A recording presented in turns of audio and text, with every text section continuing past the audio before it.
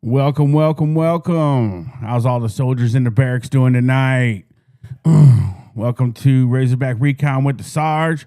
And as you know, you see down there, I have the other guy with me, Hog Wild YT. How's he doing tonight, bro? I'm doing pretty fantastic. That's what I'm talking about. That's what I'm talking about. How's everybody in the barracks doing? All my soldiers out there. Just to be perfectly honest with you guys, I was feeling a little under the weather, but being here with family, being here with you guys, y'all give me the motivation to power through, and we're going to have a good show tonight. We're going to go behind enemy lines. Hog Wild is going to take us through the Auburn, the enemy, and we're going to go and discuss a little bit what some of the strengths of Auburn is, what their weaknesses are. We're going to talk about our home, the good guys, the Razorbacks, what our strengths, what our weaknesses are. And then we're going to open up the panel, and barracks guys out there, my soldiers out there, tonight is about you guys. After we do this opening here behind enemy lines, I'm coming to you with the questions for tonight. I will drop the link. We will get our panel, and then we are going to answer questions from you guys in the chat. It's your night. This is Tuesday nights are your night in the chat to be involved, and we want to make this show more about you guys. So just get your questions ready. I'm just going to pull random questions out of the chat, the barracks out there, and we will present them to the panel, and we will get you an answer, and we'll see how it goes. So I'm looking forward to it. So without further ado, I'm going to turn it over to my other guy, and let us get started on what we think about this enemy we about to face this coming up Saturday at the Razorback Stadium. Well, what's going on? The Razorback Recon crew, or should we see the barracks? The barracks, baby. Attention! Anyways, so we're going to be going against Auburn. And as Auburn has been this year, they've basically been the opposite of Arkansas. They're a top 30 defense. Their offense is not even in the top 100. It's literally the reverse of Arkansas. You can sit here. They played 7 games. They allow 4.6 yards of play. They've allowed 13. Does that say 13 touchdowns? Let's see. Am I blocking you? I don't know what that says. Am I blocking you there? Oh, I hit the wrong thing. That's all right. I definitely hit the wrong thing. There it was. Hold on. I got to reload this. No worries. Bear with us, folks. This is our first, you know how it goes. Technology. They allow offenses to gain at least 316 yards per game. their defense is pretty solid, way better than Arkansas's. Let's see, what do we got here? That is Here's where Auburn's offense ranks at 107th in the nation. Um, Against SEC opponents, they haven't even scored over 20 points. They average 335 yards a game, and only 5 yards per play. What makes the Auburn offense run? Oh, hold on one second. What makes the Auburn offense run is Jackson Arnold, which his stats aren't mind blowing by any means. He's 124 of 195 for 5 touchdowns, 1 interception. So he knows how to take care of the ball when throwing, but he's only got 1,100 yards passing. Now we'll say a solid 1,200 yards. I would say looking at that stats right there is now we know why when we discussed earlier before the show is they were averaging like 20 something points a game in the SEC because he is way behind Taylor Green in touchdowns for being thrown. Yeah. I mean, that's insane how much of a difference of our offenses are night and day. Yeah, and I mean their rushing's pretty good, but he is also very involved in the rush game. Not so much as like Taylor Green, but he's your average dual threat quarterback that I'm assuming they can't get the ball to the wideouts. Their best receivers, Keon Coleman. And he's only got 30 receptions for 2 touchdowns for 413. Well, you got Omega Blake over here, 42 receptions for 4 touchdowns for 582. So we're getting the ball more vertical down the field. Yeah. And with that being said about their offense being it's average, I would say it's way below average for an SEC offense. Their defense, they do get pressure on the quarterback. They have gotten, I believe what I read was 21 sacks for the entire season. That's combined. They've only gotten 3 interceptions total for the year. So I don't see why our offense can't outscore these guys. I mean, their defense isn't like lights out, but it's just solid. They're consistent. They don't miss tackles, is what I'm seeing. Yeah, they got. I think they beat us in the discipline category on the defense for sure. That's what I'm gonna go with. I think we're gonna have to keep Taylor Green upright for sure. But other than that, we'll go to the Arkansas's standing. This is our defensive standing is 124th in the nation in D1. Woo! And what's the bottom? How many is there? Just to be curious, can you see it? 133. Air Force is the worst. So we are near the bottom of the barrel, you would say, on defense. We're allowing over 443 yards a game. We'll say 444. That's crazy. Anything remotely better than that, and we probably ain't losing a lot of these games we're losing. Wouldn't you think? Oh, for sure. For sure. If we weren't giving up 400 yards a game, there's no way. But there you go. Great. You zoomed that in perfect, man. Like I said, we're night and day. We're number 4th ranked offense in the nation. We average 7.5 yards per play, averaging over 513 yards a game. Does that mean we've scored 34 total touchdowns on offense? I think so. So I mean that's still. I think so. offensive touchdowns. Yeah, Yeah, I mean, so I mean, I know we complain about Bobby, but he has our offensive humming. I mean, you can't. I mean, at 517. So this doesn't tell you what we average per game, but we got 3,625 yards. So if you broke that down, you'd know it's. I think when I looked at it the other day, it was like almost 578 is what we averaged a game. I mean, yeah, that's crazy it's on offense. and we're doing it against SEC competition. Yes, yeah, And and Texas A&M's defense ain't no joke either.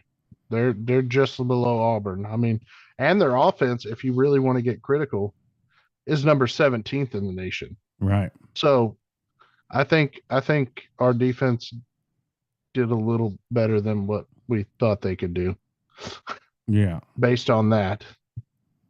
Uh, I'm I'm worried about Auburn's defensive line though. yeah. And that's where I'm when you were talking about keeping Taylor upright, is what you were referring to. correct because if we go, oh no, that is not what I clicked on. Let's see here.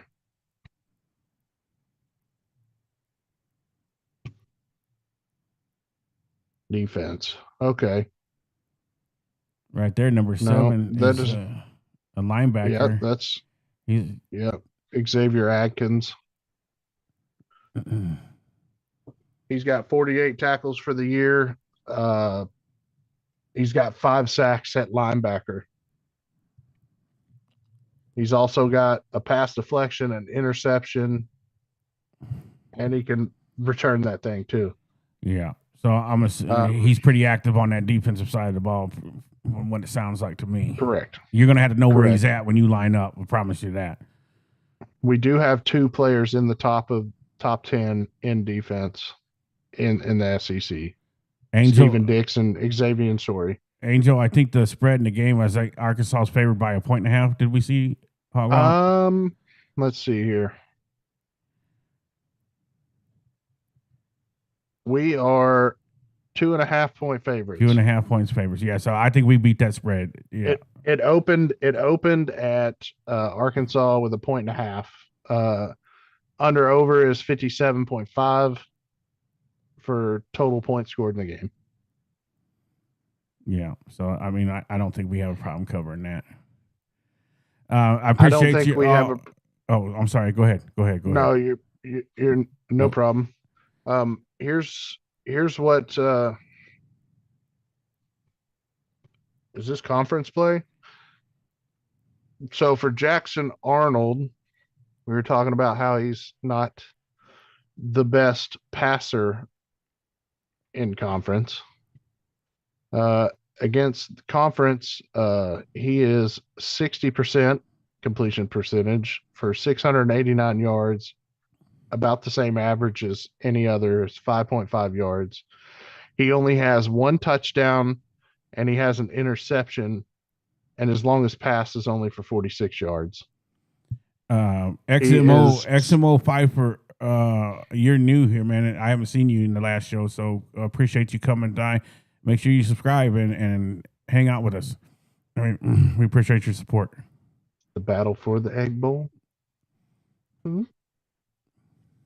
I guess because he's saying We both saw. since well, we're both yeah, over in the they're 0-4, conference. and we're 0-5. I think total. No, we're 0-3 in the conference. Yeah. I was thinking overall, yes, but you are correct. Jackson Arnold has the 71st quarterback rating in the country. His best game by far is against a loss against Mizzou. Yeah, that was his best game, which was last week. QBR wise, not so much. It was 41.5. Let's see here. Their running backs pretty average. He's He does average 6.3 yards a carry, so he's probably gonna average 8 8. I was or going to 9 yards a say, yeah, I carry was just going to say the same against thing. Arkansas. I was going to say that you could bump that up probably 2 yards a carry against our defense. Oh yeah, for sure. Absolutely. And he also, it looks like they pass it to him a little bit out of the backfield. Yeah. But I mean, he's your average SEC running back. He Right. does what he needs to do. Yeah. He gives you that just enough feeling. Correct. And like I said, their defensive line, their best defensive lineman is got 5 sacks, a forced fumble, and the interception for the defensive end. That's pretty crazy because we don't even have that. Right. But they like to get into the backfield. Yeah. I mean, and they know how to create turnovers. Their secondary is not weak. Bo Prapula had problems with it last week. I mean, even Missouri couldn't score against this, and we watched them go toe to toe with Alabama the week before. Yeah. And Missouri's a pretty good And team then too. So yeah, Missouri's pretty solid, balanced on both sides kind of team. Then we go to Taylor Green. Taylor Green has the third best QBR in the nation. Against conference, he has 6 touchdowns to 0 interceptions against SEC competition. All of his interceptions came he had 2 in the Arkansas State game, and he had 1 in the Memphis game. Taylor Green almost averages a perfect QBR rating every game. yeah, that's crazy. And I know we as a whole, I know, and I will say this for myself, I've been really hard on him. But when you sit and break down the numbers, the young man is playing ball.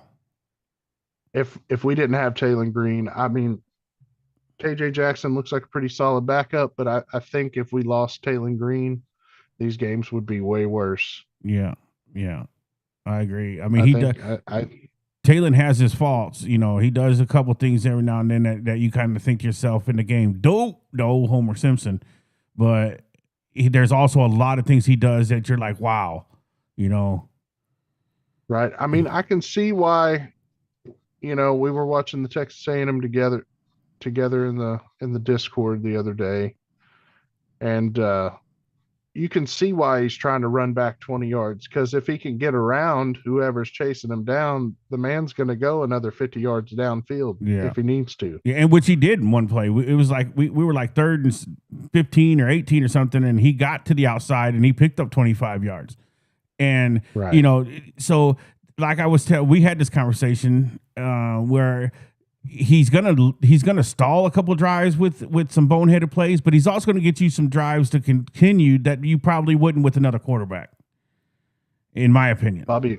Bobby Shiz in the comments said Jackson Arnold was sacked 9 times. So I guess that means that Auburn's offensive line is just absolutely horrendous. So that makes it good for Quincy Rose to be able to, maybe he can get off this game. I think it all depends on your interior. Mm-hmm. It depends on if we get David Oki back and Danny Saili. Even though they're not top tier, I heard that they were not going to be back this week. I thought I saw maybe questionable. So all right. We probably won't find out for sure until Wednesday, right? And then we can talk about that Thursday. Yeah, for sure. Absolutely. But I mean, you can't deny. I mean, Taylor's almost averaging 300 yards passing, except for the Notre Dame game. And when we played them, top ranked teams. I mean, against Texas A&M, I don't know of any other quarterback that was putting up 256 yards for 3 touchdowns. Yeah, well, he was sacked 4 times. If I'm not mistaken, didn't we score more points on A&M than anybody has so far? Correct. I mean, I know we We are lost still. We are 1 point above Notre Dame So, against A&M. And they're the number 3 team in the country right now, I do believe. Yes, I don't know if the new rankings came out and if they moved them up or moved them down. According to what I saw, I did see one of the rankings where it showed them number 3, Indiana number 1, and Ohio State was 2. They are number 3. They are number 3 going against LSU this week. Yeah, so that's going to be a really good game. Yeah. Back to Arkansas's comparison. So our running backs, we got 2 great backs, as we all know. Mike Washington Jr. being the starter. He does already have 5 rushing touchdowns this year. And I believe he has a couple receiving ones too, if I'm not mistaken. But he averages 7 yards a carry. Feed the man the rock, right? Yeah. I mean, it should be an all-day buffet for Mike, bro. I mean, right. He's only he's less than 100 yards away from beating his best season as a running back. Yeah, and we about what, halfway through the season? Yeah, and that's also with 51 less carries than last year. Right. And didn't we discuss that if he stays at this pace, he's going to be 1,000-yard back this year? Correct. Or over. Yeah, probably around 1,200 to probably around 1,200 to 1,300 yards. Yeah, I don't know how you can scoff at that. Have Taylor throwing for as many touchdowns and yards as he's throwing, then you have Washington. I think if you can get Russell going on top of Mike Washington, I think our running game could get really, really nasty. Braylon Russell, hey, I mean, he's at 248 yards rushing, 3 touchdowns, averaging 5.6 per carry. Yeah, I mean, why are we not feeding him the ball more? Even Petrino said in his press conference that's on him to get to the ball. You the head coach now, bro. You the one that determines if he's ready to get out on the field or not. I think sometimes during the game we need to turn into that old Houston Nutt offense. Yeah. Where you pound. I'm not saying we have Darren McFadden now, right? You pound your RB1, you pound your RB2. Well, your RB2 is basically Peyton Hillis with some speed. Right. I think it's going to be a good matchup. I don't see too many. The only difference is they have a better defense, but the offense is not clicking like Arkansas's. Abraham Houston, Houston. They don't really have a passing game. We appreciate your support, man. You're new in here, so welcome to the show. Sit back welcome and to the enjoy. Barracks. That's it. You are now a soldier. But I like Arkansas in this matchup due to offense. I'm not going to give a prediction today. We'll wait for Thursday for that. Yeah. But I like Arkansas's chances though. Yeah, based on the numbers. And we are playing better at home. It seems like now too. It is only one game now, right? Yes. So you know what? Like I said, I've said this all year.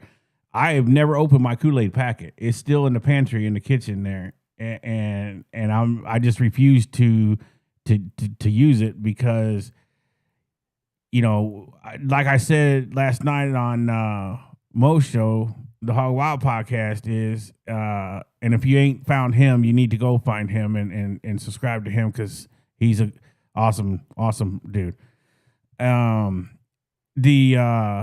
We are the closest, the best almost team in the country. We almost win all the time. So if we had the defense that we had last year, this year, we would probably be 5-1 right now. Yeah, I agree.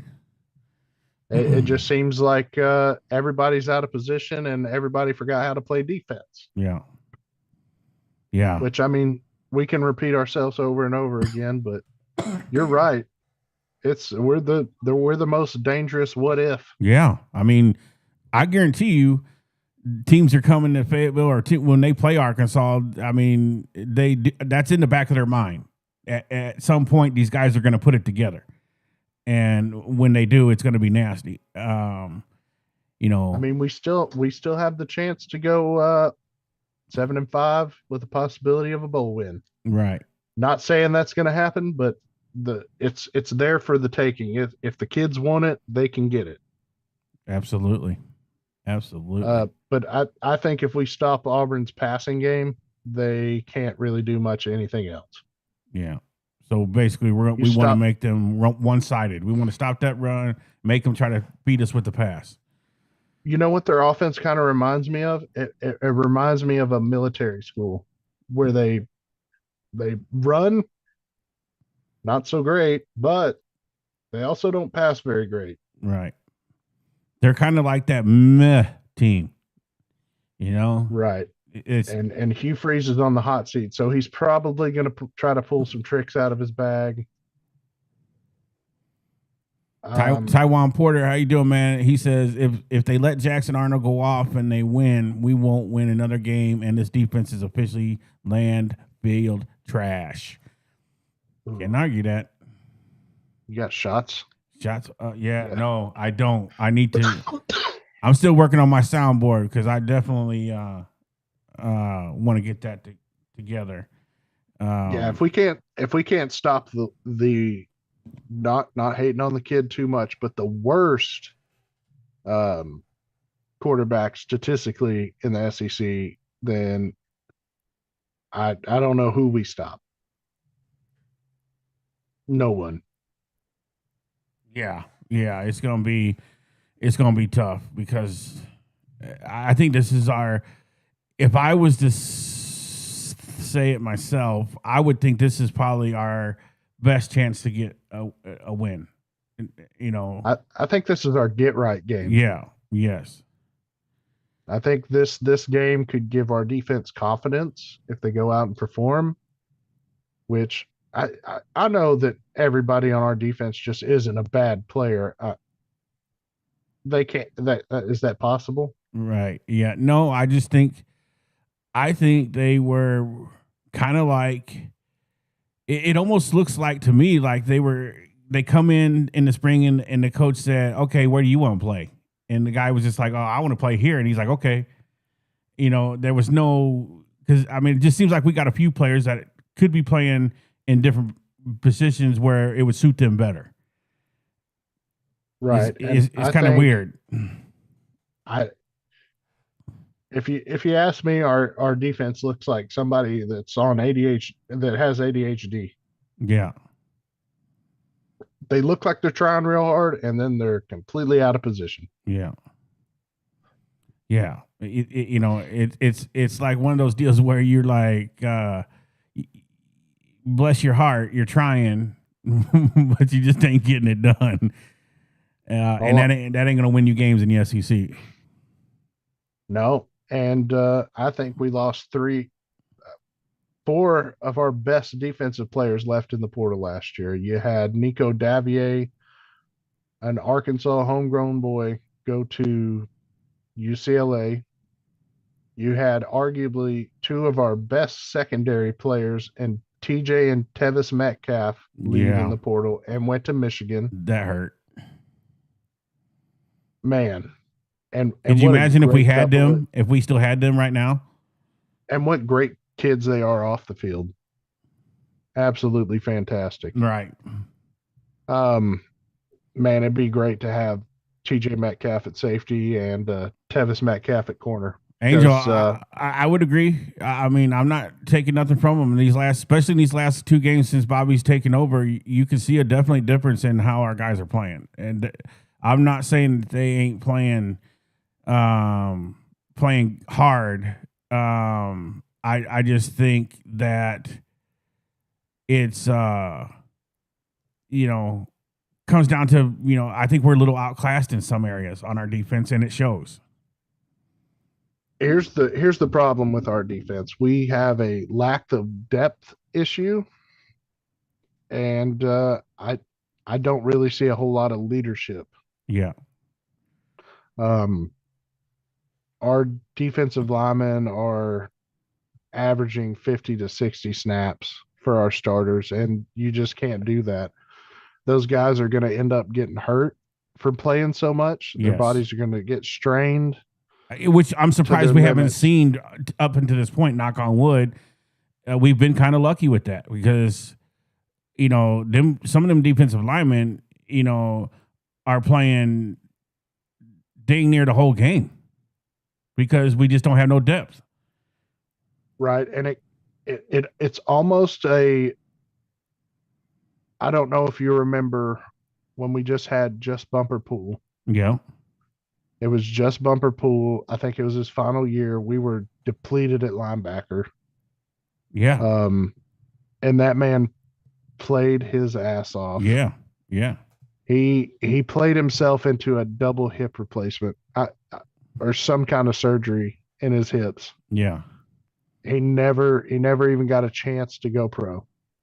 So he laid it on the field at Arkansas. I see everybody on that defensive line. They're trying. They're definitely trying, but they're just wore out. Right. Uh, and it's hard to recover from that week to week when you're playing the competition that we're playing every week. Yeah. Absolutely. Hey, soldiers in the barracks, man, we're doing good. We got 24 people in here watching, and we got 19 likes, man. So that's you guys are doing a good job. So we appreciate you. If you haven't hit that like button, please go ahead, hit that like and subscribe button, and become part of the. I guess there's a new hashtag Sarge Squad now. So we're gonna run with it. Become a soldier and roll with the Sarge and Hog Wild as we bring you the breakdowns and a lot of other content we got planned to come in the future. So we appreciate you guys in the barracks out there. Bobby Shiz, I don't think they are pacing themselves at all. They're trying to give it their all out every single play, but they can't pace themselves if they have to take 61 snaps a game. There's no pacing yourself. If you don't give full effort every time you're in to play, it shows. That's why you're getting 15-yard gashes in the run game. You're not getting any pressure on the quarterbacks. Yeah, I agree. I mean, it's the problem with our defensive line is we didn't recruit defensive linemen. We got one out of the portal, but he's only played like 5 snaps, and that was all the way back in Ole Miss. And that's David Oakey. He was actually regarded as one of the top 10 defensive tackles going into the draft, this next upcoming draft. There weren't a lot of defensive linemen in the portal, and we lost one of ours. And we lost how many did we lose to the NFL, or them just running out of eligibility? Quite a few. I We don't know the lost number right off Landon the top of my head. Jackson. Yeah. I want to say that we lost six defensive linemen. Yeah. I was going to say 5 or 6. Yeah. So that's a big hit. You want to average about 14 to 16 defensive linemen on your roster at one time, and Yeah. we don't have that. Yeah, and you need your second team to be able to contribute, and be ready to go. And sometimes I feel like Bobby just said, depth was an obvious concern from the start, and absolutely, when you start behind the chains, it's hard to get caught back up because it's not like we can just go pluck some guys off the street. This isn't the NFL. We can't call nobody come play. So once you start, that's what you got. And these guys are trying, but everybody knows if you've played a sport before, the longer you play and the more games you play, your body, it takes a toll on you. So, I think I do think that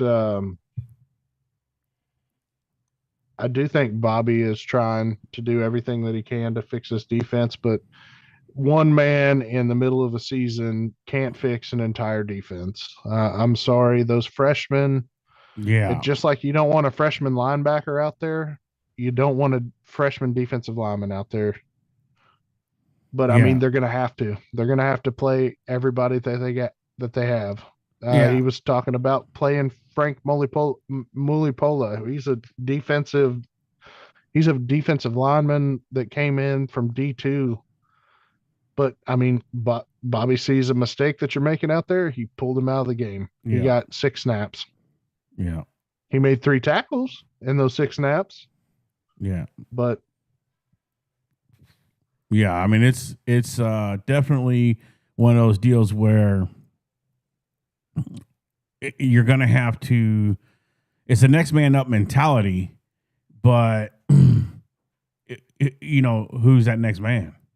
If there's, you know, we don't have a 3 deep, you know, defensive line, you know, so that are viable options, you know, and it should have been a telltale sign when we had to take Blackstock off the offensive line and switch him over, that we were having problems. And you haven't even seen the man take a snap at defensive line since the second game, Ole Miss, or something like that. Ole Miss, something like that. But to answer the second part of your question, transplanted, I think he's trying to fix the defense where it takes the pressure off the offense, so to limit Taylor Green's mistakes of him trying to be Superman out there. As much as I want him to be Superman, when he tries to be Superman, some dumb stuff happens. Yeah. We take a 30-yard sack. Yeah. Yeah, I agree. And Angel Cam Ball, I love the crap out of Cam Ball, but he is on another roster, a 2 deep offensive lineman at best. Yeah. He is a great player. Love him. I'm glad that he's been here for every single year that he's been with the university. Great young man. Very outgoing, but he doesn't really have any help in there to make him look great. And they didn't do him any service by changing his gap schemes that I've been told by Tonka Todd several times, our defensive guru. Yeah. So speaking on that, I think we've hashed that over pretty much, and we're not going to give any predictions till Thursday's show, when we do the Thursday pick'ems. So we will. I'm going to drop the link for anybody in this chat that wants to come in and be on the show, and we'll get the panel set up, and we will take questions from the barracks and us, and we will try to answer them to the best of our abilities. So let's roll. And also to come back on that, the defensive line recruiting isn't solely on the defensive line coach, because the defensive line coach is told who to recruit by the defensive coordinator. So as much as it is, what was his name? Deke Adams? Yeah. As much as it was Deke Adams' fault, it was also much more on T-Will's fault. And it shows. Because they hand chose these secondary players for our, and the best one by far, leaps and bounds, who's probably going to be playing on Sundays, is here we go. We got the special guest in the house tonight, Scout King, aka Twilight Zone refugee, $100 bills, y'all. My man. We glad to have you, bro. Got the used car lot out in the driveway. Nah, he in the recliner again tonight. Oh, let's see. Kick it back. He's tired of that truck chair. Make sure I got everybody that's here so far. Yeah. All right. So if anybody else wants to come in, you can come on in whenever you want, and we will add you to the show. So, all right, guys. So far, and listen, guys, soldiers in the barracks, if you have a question you'd like to ask the panel or you want us to answer, fire away. We will highlight them on the screen, and we will answer them. when they start coming in, and because this is for you guys, we will, and then we will roll and see what we can do. So my first question, I guess, what I'll get it started is to the panel would be, and I guess I'm gonna make. Hold on, I'm gonna make you guys a little bigger since we don't have a full panel right now. What do you guys think is Auburn's biggest weakness that we're gonna face, or they have to worry about? What does Auburn got to worry about coming into Arkansas? And I'll start with you, Tonka, and then we'll go to Scout King, then to Joe G. Well, the biggest thing Auburn has to worry about coming into Fayetteville, and that is a very good question because it's like what y'all were saying. Auburn's weakness is quarterback. Arkansas's weakness is secondary, really.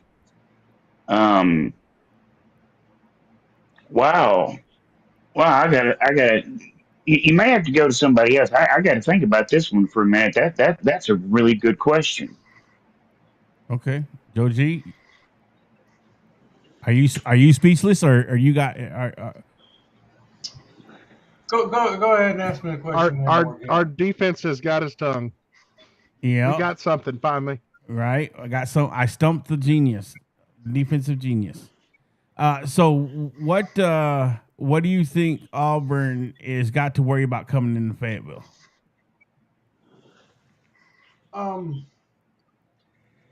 I don't think Auburn has to worry about Arkansas as much as Auburn needs to worry about Auburn. They need to, if Auburn's going to come in this game and beat Arkansas, they're going to have to play like they have against Missouri. They're going to have to be, the most physical team on the field. Taylon Green's proven that if when you hit him in the mouth a couple times, that brain gets to going, 1,000 miles an hour, and he's susceptible to mistakes. On offense, I think that they need to worry about establishing the run and allowing the run to open up the pass to help Jackson Arnold a little bit, because he's not going to just be able to come out and just start throwing against us without a run game being established. And those are all good things for Arkansas. Uh, the biggest thing, if they can keep our D line and linebackers in check by moving the ball through the ground, uh, I, they'll definitely be able to get some passes down the field.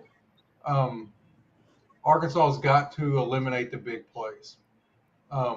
If they're not a good enough offense uh, to really just pull away like Notre Dame did us, like Texas A&M was able to just stay in front of us the whole time. I don't think Auburn has that kind of ability.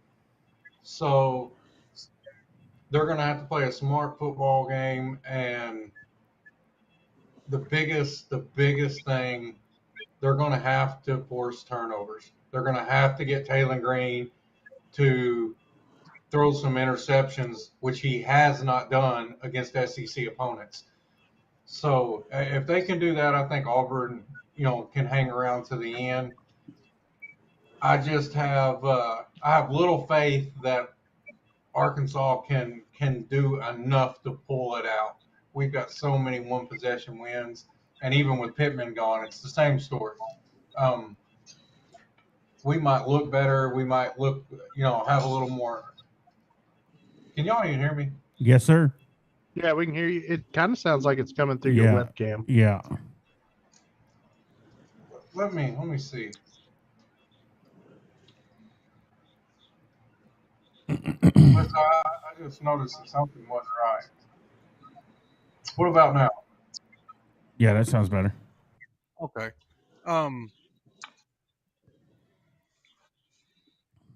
I done lost my train of thought. My mic done got me messed up.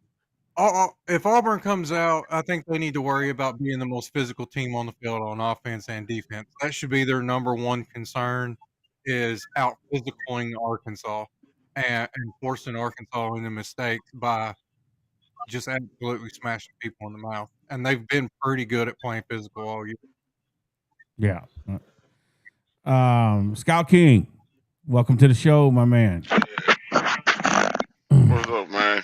What do you think Auburn is got to worry about coming into Arkansas? Well, normally, we match up with Auburn pretty good year in, year out. And if the main thing Auburn had to worry about is we put it together this week.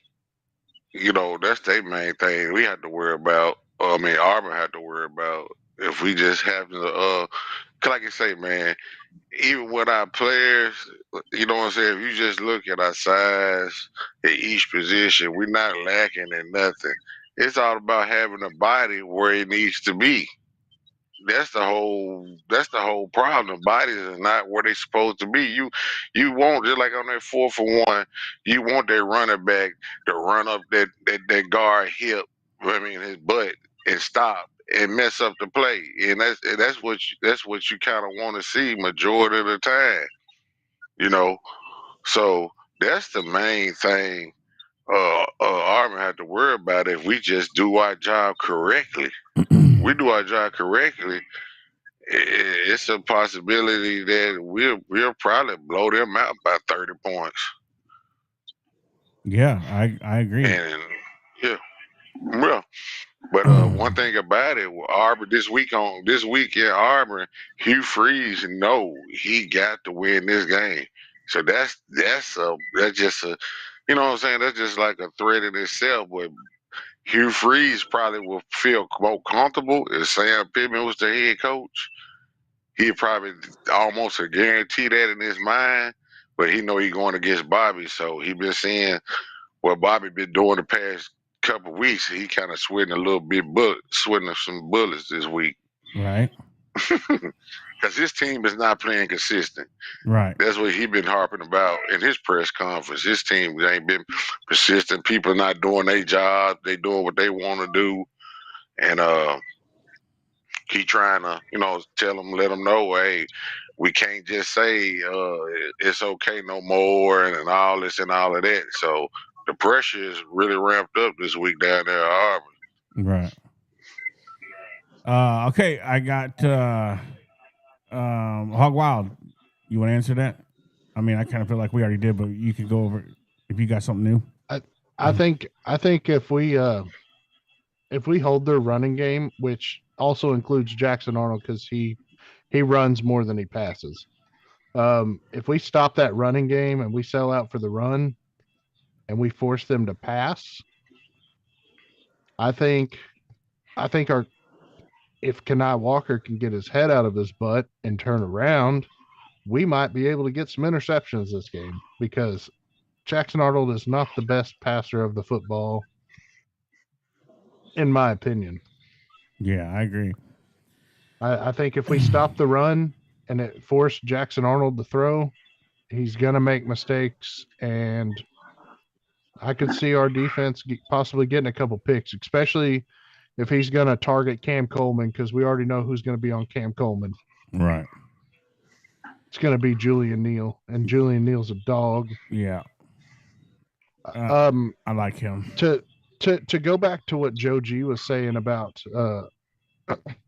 our weakness in the secondary, or our secondary weakness, your secondary is only as good as your defensive line play, because our corners shouldn't have to try to cover for 4 to 5 seconds, 6 seconds long. That's how big plays are made.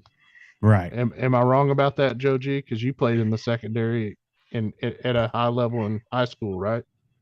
Yep.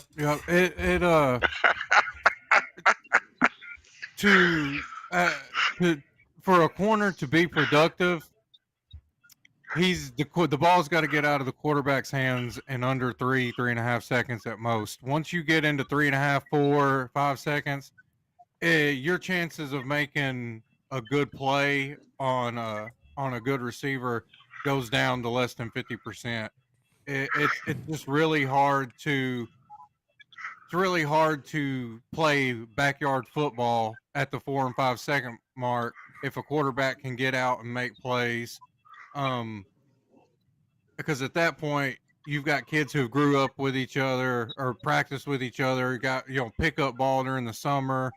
And they play that, once a receiver knows that diabolical clock ticks down to 3 and 4 seconds in a route, and he turns back and he sees something, at that point, as a D-back, you're playing a guessing game because he's just going to go find the closest open spot.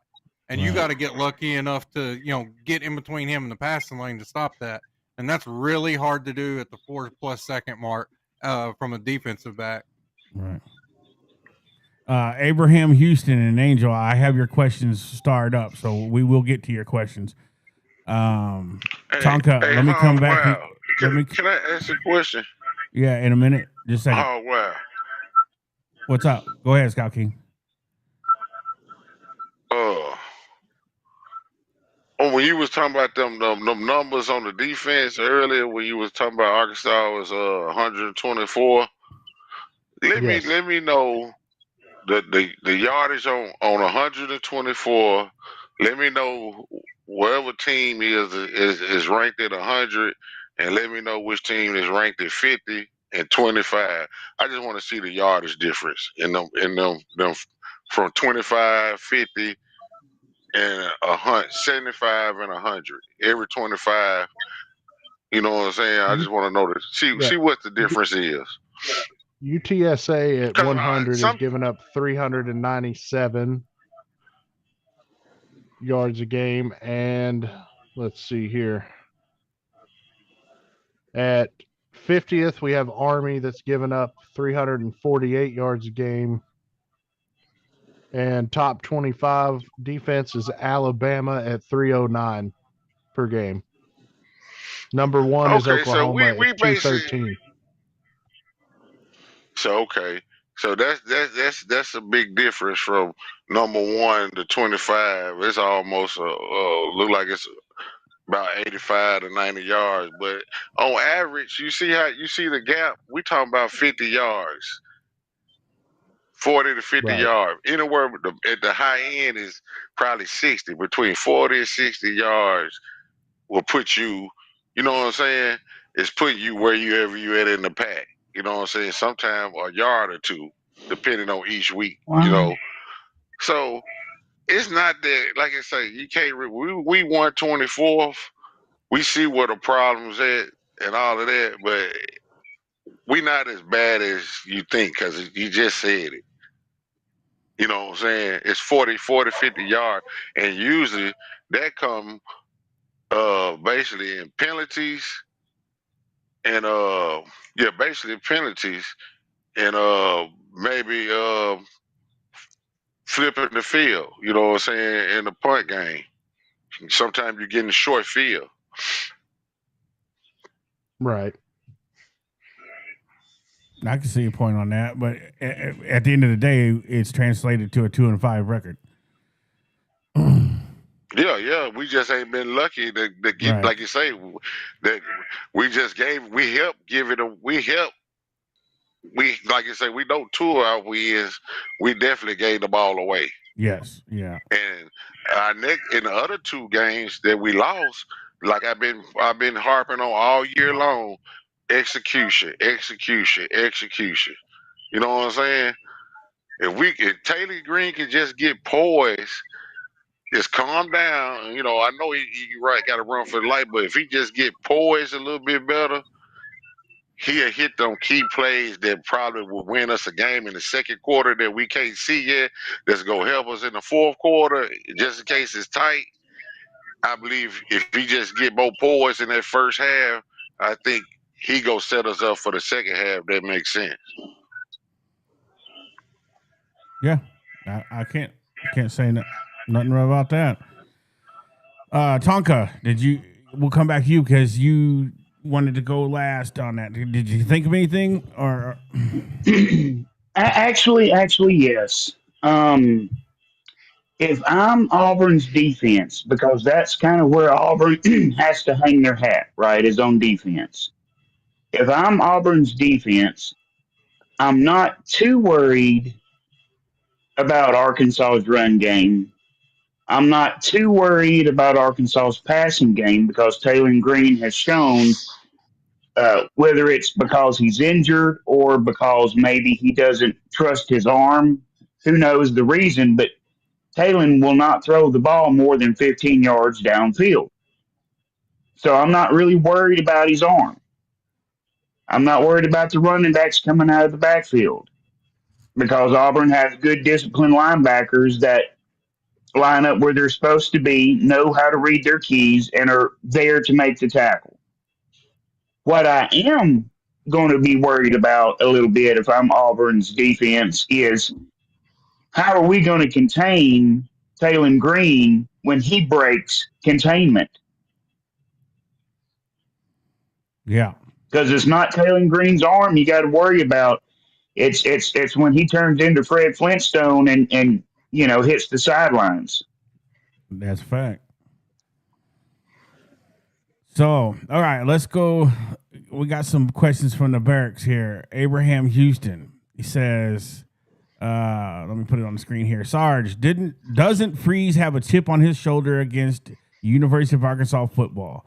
Didn't Freeze say 9 out of 10 times Auburn would beat the Razorbacks football team? So, is it time we put a little bit of respect in Hugh Freeze's mouth? Even, I mean, how a man gonna have his seat blazing underneath him and he gonna talk smack about Arkansas? I mean, I know this was, I think, a couple years ago he said this. It was last year. Yeah. Okay. So, bro, you better check your own house before you come trying to. No, he said that 2 years ago, YT. He said that 2 years ago after that blowout game in 23. Yeah. Oh Lord. That's when he said it. Oh my goodness. We got somebody I didn't think would come on, even knew my show existed. And I can't wait to bring him in. Because he going to let us know what is going on. Come on now. Bring him in. Right there. There he is. Mr. Clinton, it's good to see you. I appreciate your support, and I appreciate you coming in and hanging out with me. That means a lot. What's up, Bunk? Sarge. My man. You know I be loving you. So hey, since you just come in, let me let you get in on this question here.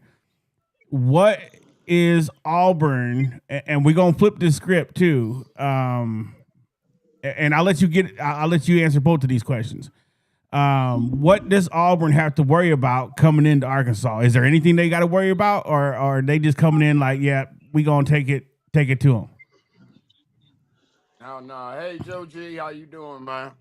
Man, I'm doing good. Unc. How you feeling today? Man, I went to the doctor today. They cleaned me up every day. What's going on, Hog Wild? Oh, doing pretty good. How about yourself? Hey, man, I'm getting better every day. Good to Amen. hear. Good to hear. Hey, Sarge, I don't think we have too much to worry about with Auburn. Right. What about Auburn? Do they got anything to worry about on us? They got a whole lot to worry about with us. There you go. Educate us. Auburn has an elite deep. I don't say Auburn has a good defense. Auburn has an elite defense. Auburn has a couple of first round draft picks on their defense, but they're not going to be able to stop Taylor Green, and they're not going to be able to stop Washington. And they just don't have enough offense. So that's going to be one in the W column. All right. So we good with Auburn. Okay, so what do you think about this? Where Hugh Freeze talked a little trash about 9 out of 10 times that Auburn going to beat Arkansas. What do you think about that? he's going to eat those words, and by Sunday he's going to be fired. Yeah, I agree. I Yeah, agree. he was going to be fired by Sunday. Yeah, and which, Yeah, and and you know what? Don't be shocked if we run the score up on Auburn. I hope we do. yeah, I too. Um, Hugh Freeze was sitting there begging for his AD to have his back. That's sorry. yeah, I Yeah, agree. Hugh was done, and you know, as bad as we've been feeling about Arkansas football, Auburn is in way worse shape than we're in. Yeah, I I mean, it's agree, dead and they man have more walking five over there. stars. yeah, They Yeah, have more fours it and five is. stars than we do. Yeah, it is dead man walking over there, and they gonna get a Now, thumping when they come to Fayetteville. right. now, since y'all heard somebody just say something real important there. Somebody said they got way more 4 or 5 stars in there. So what are we talking about here again? Is it we were talking about we ain't got the players. It seems like they got the players. So what's the problem? Is it coaching? It's coaching. Scout It's King, coaching it's the coaching. and buying into the program, Yeah, and they ain't bought Yep, in. I think they not bought in. he's lost the team. I think. Uh, Well, Well, his record just like Sam this Pittman. right. come, Auburn coming into Arkansas like last week. How we were saying that the Texas A&M game is the rope game for Arkansas. Are they going to let go of the rope if it gets bad? Right. This is the rope game for Auburn. We got to watch. Is the offense just going to say we're done and just let go of the rope and lay down? Right. I Yeah. mean, they so far they haven't even. I don't think they've even picked up the rope because if you can't even score 20 points in conference, you're losing that game. Yeah. Yeah. And It's see, actually, I think the Missouri game was their rope game because they fought hard against Missouri, but They did. I mean, yeah. Missouri just punched them in the mouth. I mean, they were more physical. I mean, it just that was a hard fought, bloody, to the bone game, and missing field goals. I think that's where they find. I think that's where Auburn just said, "Okay, we just don't have it." Yeah. You think that loss pretty much took the fight out of him? I think that took every bit of will and fight they have left out of them. Yeah, I can agree.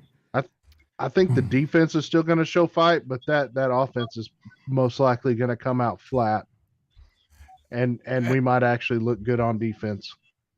If I'm an Auburn fan, I hate the fact that Greg Sankey started holding his referees accountable and started fining referees for bad mistakes on the field because now they can't cheat us. Are you sure about that? Yeah, I don't know. I would, If Auburn cheats us at home in Fayetteville, then let's just burn the whole stadium down. right. Angels No backward spikes today. No backward spikes. Right, right. Angel has a question. It says, "Can I ask a question? Why was Texas A&M so successful at running the wheel route at running back?" We'll start with you, Tonka, the resident defensive guru. That answer is simple, Angel. It's because Arkansas's linebackers refuse to line up where they need to be. They refuse to go where they're supposed to go in zone coverage. Their eyes get caught in the backfield. They have poor eye discipline. They over pursue plays, and with the wheel route, it's all about misdirection, right? It's about look at what my left hand's doing. Look at what my left hand's doing. Meanwhile, out the back door, I'm hitting you with the wheel route down the seam, right? And down the seam means down the hash of the field, right? For those keeping score at home. So once that's released, if a linebacker is not there initially to guard, that's a free 10 to 15 yards before they even get, before a safety can even come in and do anything. Yeah. Scout King, what do you think? Why were they so successful running that real route? Yeah, it's just a linebackers play, but that's almost according. It's really the wheel route is a matchup play that you throw in the game once once they start throwing a couple jabs, in the first quarter and kind of get a feel for the team and they kind of see what type of personnel and how they run it. And I I know Tucker said something about the seam, but majority of wheel routes I see, uh, uh, they hope it, like I say, even if the linebacker play it right, he's 9 times out of 10 ain't gonna be able to keep up with who running that wheel right, because it's gonna be usually somebody with some speed Right. and that can catch. It could be a receiver, it could be a legit running back that can run and catch, and they really kind of run that wheel route closer to the numbers Right. that I see the most. Just in college football, they kind of ride outside the numbers when they run their wheel route because they be wide open down the sideline. He just raise up and just toss it out there. Yeah. But I think when one they play, run. Go ahead. Go ahead. I didn't mean to cut you off.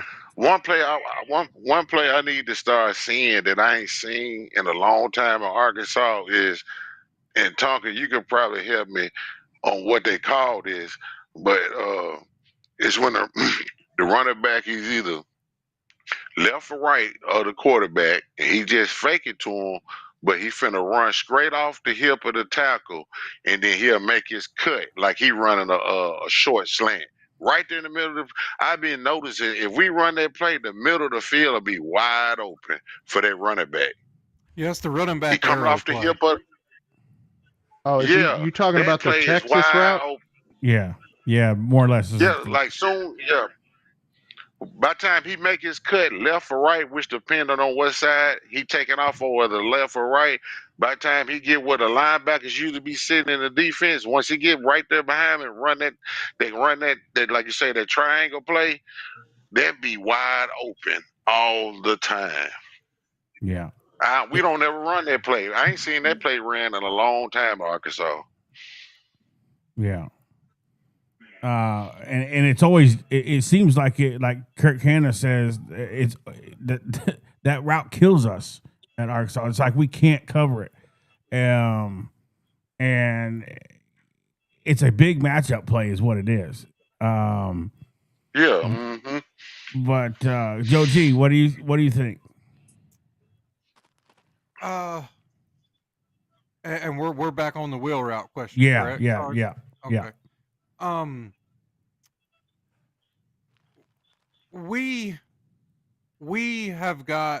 We've got a player that can cover that position, but he's not in his correct position. Until we get guys lined up in their correct position. For instance, Larry Worth. Larry Worth's an outside linebacker. He's not a safety. Now, his speed allows him to get by at safety, but if you line him up in the correct spot where he should be on a defense, then he can, and he still may get beat deep if you let it go, but you're not going to just beat him in the first 5 to 10 yards in a wheel route if he's an outside linebacker on the running back side playing that. But you cannot beat a wheel route consistently and in a zone defense. You've gonna have to at least play a spy or man up on that running back if you're gonna beat that, because you've got to have somebody on him when he crosses the line of scrimmage. If not, then he's going to find that open hole. If it's in a zone, he's going to sit in that middle where it's open. Ryan Mallett used to do that all the time and hit who was it?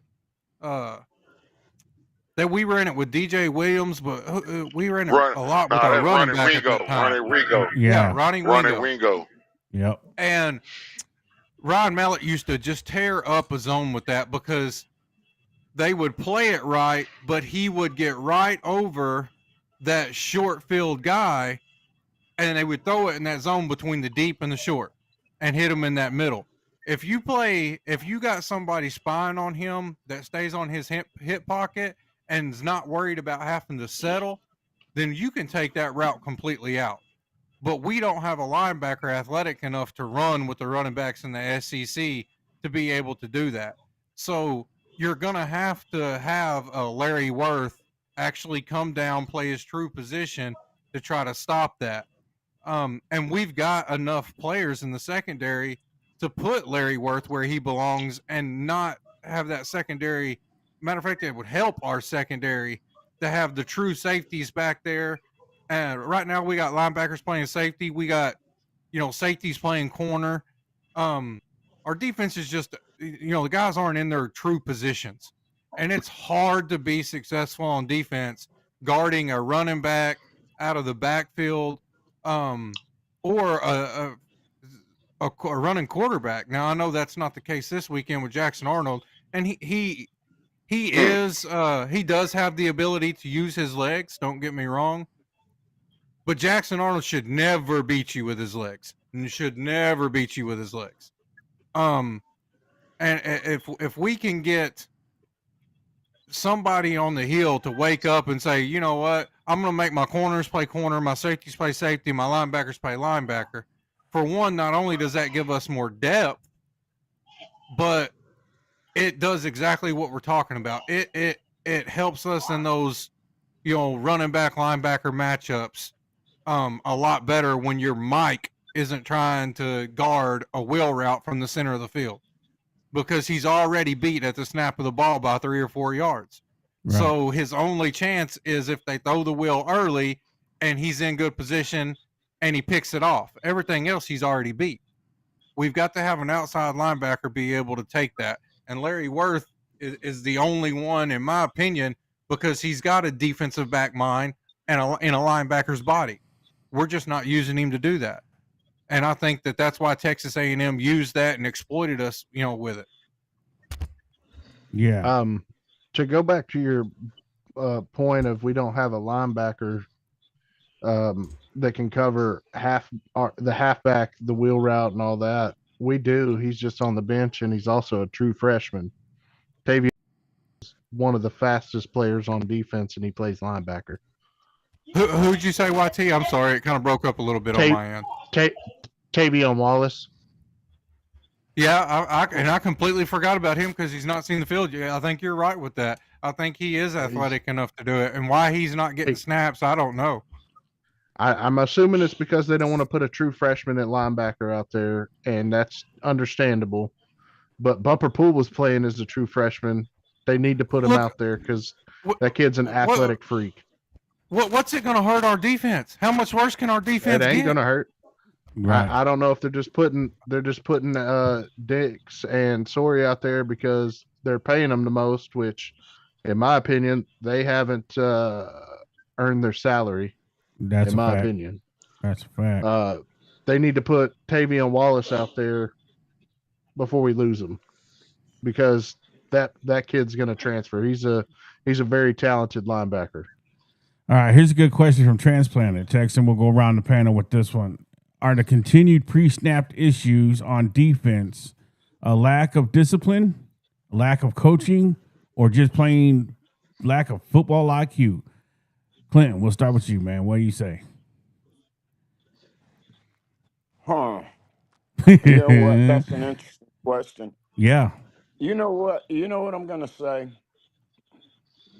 When you say a lack of football IQ, doesn't a lack of football IQ come from a lack of coaching?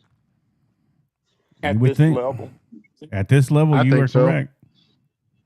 Because, see, if they're not putting you in a position, from a coaching standpoint, if you're not being in a position to be successful, if you're not being taught the right technique, if you're not being taught how to see the field, doesn't that affect your football IQ? 100%. Like you guys were saying, about these wheel routes. What I see with these wheel routes our linebackers are peaking, and our linebackers play downhill all the time. And I'm telling you right now, come on. I mean, if your momentum is always forward, and you're not focusing on your keys and what you're looking at, you're gonna get burned. You're gonna get burned by running backs, period. And we see it week after week after week after week. And I just can't say that's football IQ by the players anymore. I have to put it on coaches scheming and putting these guys in positions to succeed. I have to.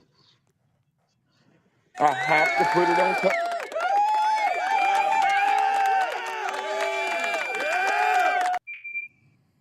I mean, I'm just not comfortable with what their reps are during the week and what they're being taught during the week. I'm not comfortable with it. Yeah, I agree. That's a good take. Connor, welcome to the show. We are talking about the defense here. I'll put the question back up on the screen there. Are the continued pre-snap issues on defense a lack of discipline, a lack of coaching, or football IQ, or all in one?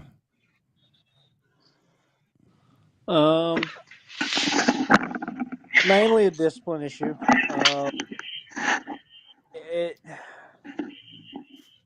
you get to a point where kind of like how the offensive line under Coach Kennedy was horrible, and um, you fire him, and then the next year they were still having disciplinary issues on the front line, the offensive line. It took them, you know, um, hiring um, Mateo and really, really, really, really focusing on getting things dealt with on the offensive side of the ball um, before we actually saw some improvement like we have been seeing this year. And we still see issues on the offensive line. It's not completely fixed. It's your coach can beat it into you week after week after week after week after week. It falls on you as a player to perform if you're getting that coaching. And if you're going to sit there and tell me that our coaching staff, specifically the new coaching staff that's been brought in by Petrino, hasn't been sitting there teaching these guys discipline and how to perform properly on the line, I can't buy that. I just can't, because Bobby, he's not going to sit there and um, deal with mediocrity. He wants perfection. He's a perfectionist. Right. Who so if he sees that nothing's changing on the defense side of the ball, he's looking at, is it the coaches, or is it the players? And some point it's got to give. And I truly believe that it's not the coaches' problems, because the coaching staff would not remain the same if it was a coaching issue. All right. I want to read this real quick before we go up to you, Scout King. And Bobby Shea says, you can go over assignments until you're blue in the face.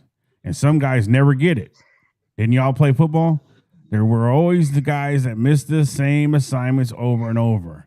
And I agree with that, because we always had that can't get right guy on the team.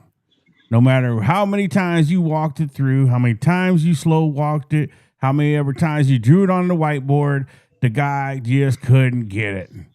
And he could have talent. Go ahead. Sorry. I thought you were done talking. You paused. Yeah, my bad. I was going to say Simeon Blair was that player just a few years ago for Arkansas. Yeah. So, I mean, it's just one of those things that we just can't have multiples of those can't get right players on our starting in our defense, because, it leads to what we're seeing now. So I thought that was a good comment, Bobby. But we do have. Yes, absolutely. You are correct, Clinton. We do have multiples, and that is an issue And I'm gonna because tell you something. that's showing what we're seeing what we got now. I don't know why everybody keep talking. Bobby do this. Bobby do this. Bobby hired a dude on the defense side of the ball that don't coach. That ain't coach football. Yeah. It's the reason that dude ain't been coaching football. Not every I mean, story is a Kurt Warner story. You know, where you can take the grocery guy stocking off the shelf and then bring him in, and he's gonna turn your team into a Super Bowl team. that's a reason that dude has not been coaching football. I agree. That's a To fact. go Well, there's back a to reason. how athletic Sarge, Tavion Wallace is, he ran in high school the 100-meter in 10.6, and he ran the 200 in 22.4. Sarge, Yeah. I'm gonna have a rebuttal for Clint, and it's not. I'm not defending Bobby, or by no means. All right. Everybody Well, knows hold that's on to not. that. Hold on to that. We'll come back to it. Let me get these other guys that are taking, then we'll let you come and go back. Scout King, That's fine. what do you say, Yeah. bro? Which one is it? Well, Tell us the problem. Well, the problem is, like I've been saying ever since fall camp, is the players just doing what they want to do. And I went back and looked at film early, like, all the fall camp. And I said, okay, I'm sitting here looking at Deke Adams telling these boys how to get in the stands. He hollering at them, he pushing them in the ass. He telling them, get the butt down, get your butt down, quit doing it. You know what I'm saying?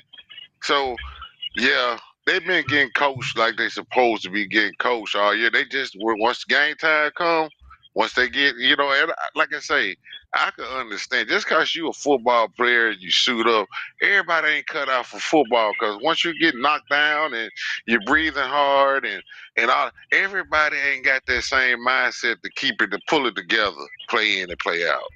You just become a body out there on the field. Yeah. After you know what I'm saying? Right. So that's what's going on. We just got bodies on the field, and they doing what they want to do. Because, like I say, yeah, the Deacon them gone, but they've been getting coached up, uh, like they supposed to, and tell them what they supposed to been doing. The players just doing what they want to do, and we know in football, everybody got to do their job. One player can hurt you because remember 2 years ago we was talking about Hudson Clark was that guy. Right. Now we want him back. Right. That's a Would not fact. hurt to have a Hudson Clark. I never thought I'd ever hear that, but you are correct. So let me ask you this, Yeah. Scout King. Do you think it is now that players are playing more for money? And so they figure they got their money. Yeah. We don't have to do what the coach tells us? Yeah, because it's like you said, we know it's not performance based or none of that tied into it. So it's just like I say, all they got to do is go through the motions. They just going through the motions. Each week Right. in practice, I could tell when I look at them in the press conference. You know what I'm saying? How man, them boys, man, they just happy go lucky. Everything is a game to them. They're not taking serious. Like I say, it's some D2 guys that eat their lunch, man. Take their lunch money every day of the week. Right. You know what I'm saying? Because Yeah. they think locked they would- in. They football players. Do you think they would play better if there were bonus NIL incentives if they met a certain Amount of tackles or interceptions or something like sacks? Yep. That's what I was talking about Incentives. a couple Sorry. years ago when we first got into NIL talk. That's why I was saying, hey, I'm putting it out there just like for each I think you muted whether on offense or Clint. defense, whether on offense or defense, I would tell my running backs, it don't matter who in the game. The first one to 50 yards and 5 carries, 6 carries, get this. The first one to 10 carries to get this. You know what I'm saying? Then receivers, same thing. First 5 catches to get to 50, so on and so on. Then we get to defense, front line. In the first 10 snaps, you can get you a couple sacks. You know what I'm saying? Linebacker, so on and so on. I have it all laid out for them to eat. Right. The center base to eat. But like I said, we can't. It ain't set up like that. Right. You know what I'm saying? But if we could do that, add that to the pie, I believe they'll do some more. They'll turn it around. But as of right now, man, they know they're getting paid and they just going through the motions, man. Right. Clinton, I know you trying to say something. I think you muted, man. You're breaking up. Hey, is anybody else getting electrocuted? We can't hear you.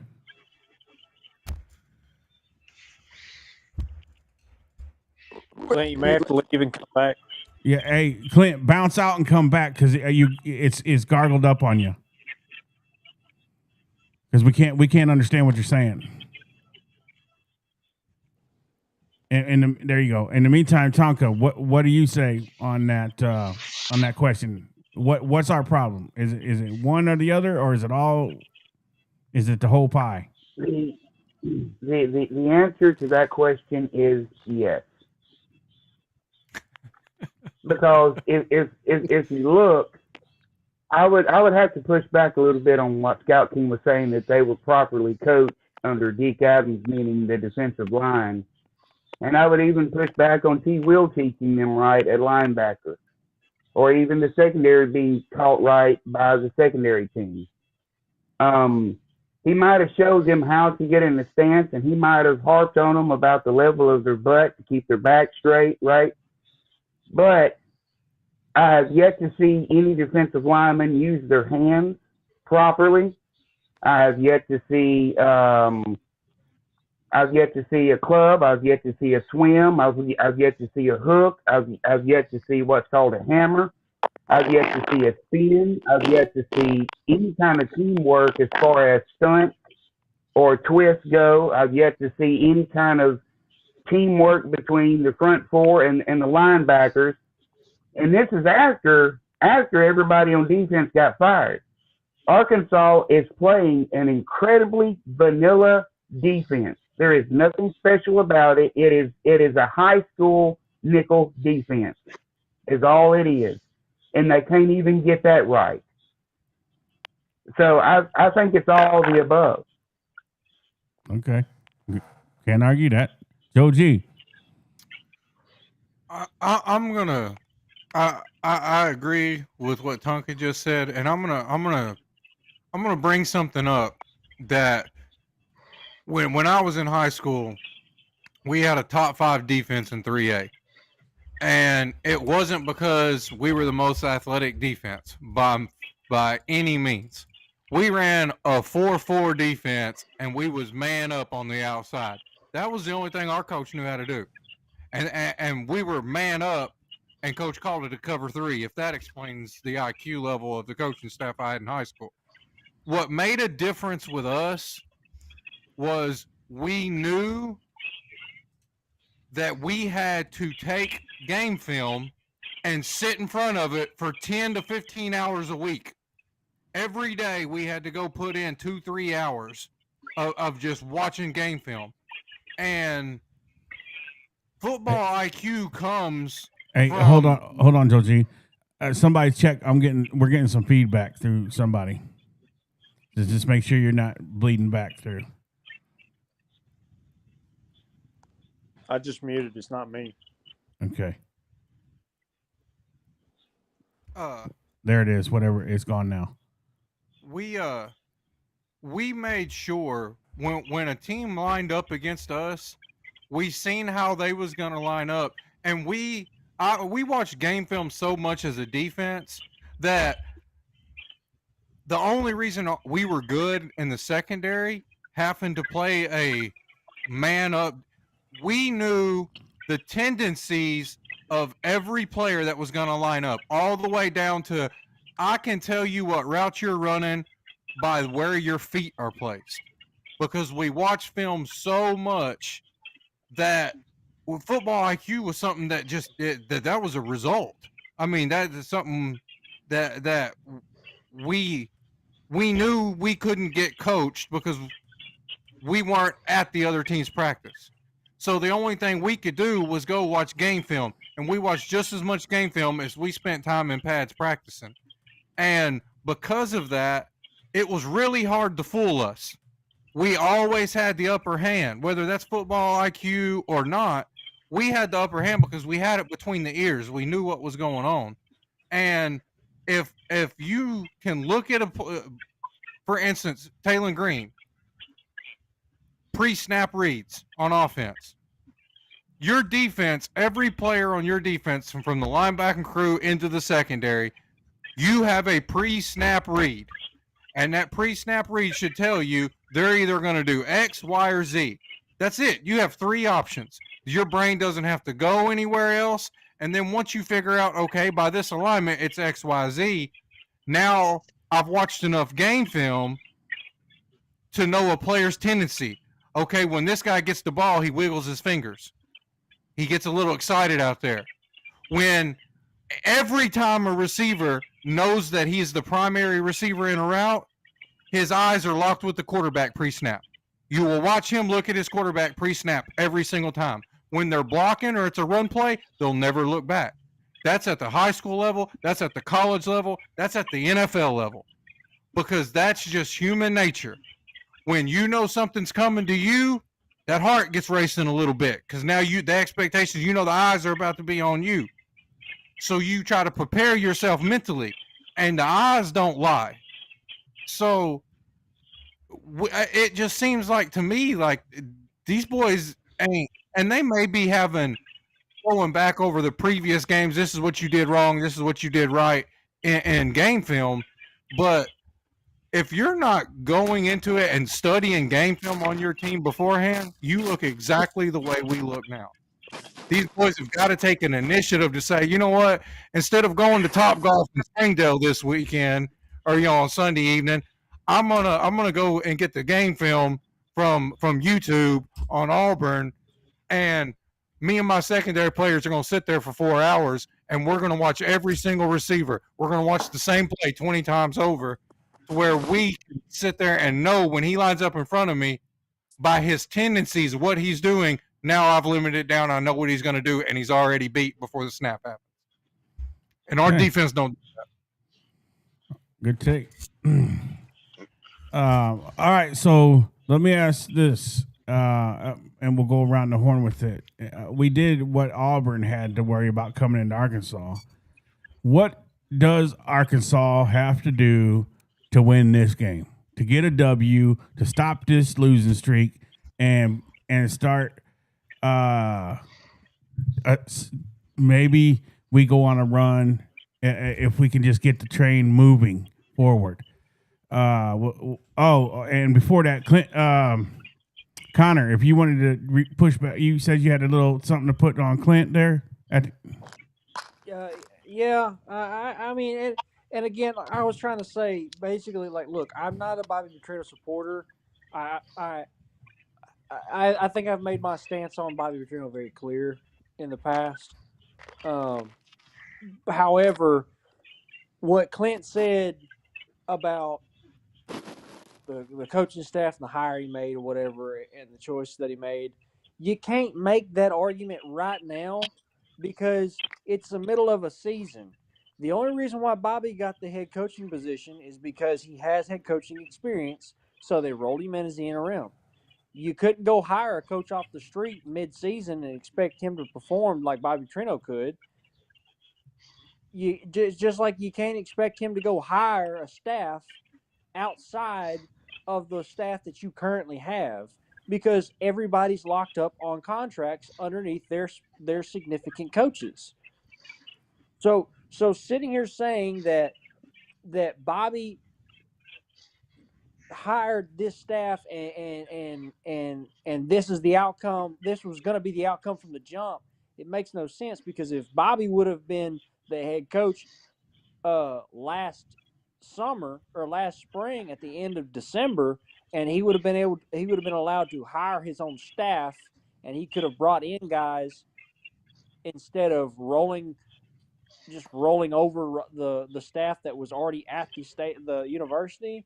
You don't know what happened. Now he might it might have stayed the same, might have been worse, but it definitely would have been different than what it currently is for sure, because it's his staff. What he's doing right now is trying to give you the best out of a horrible situation that has happened right now, and saying that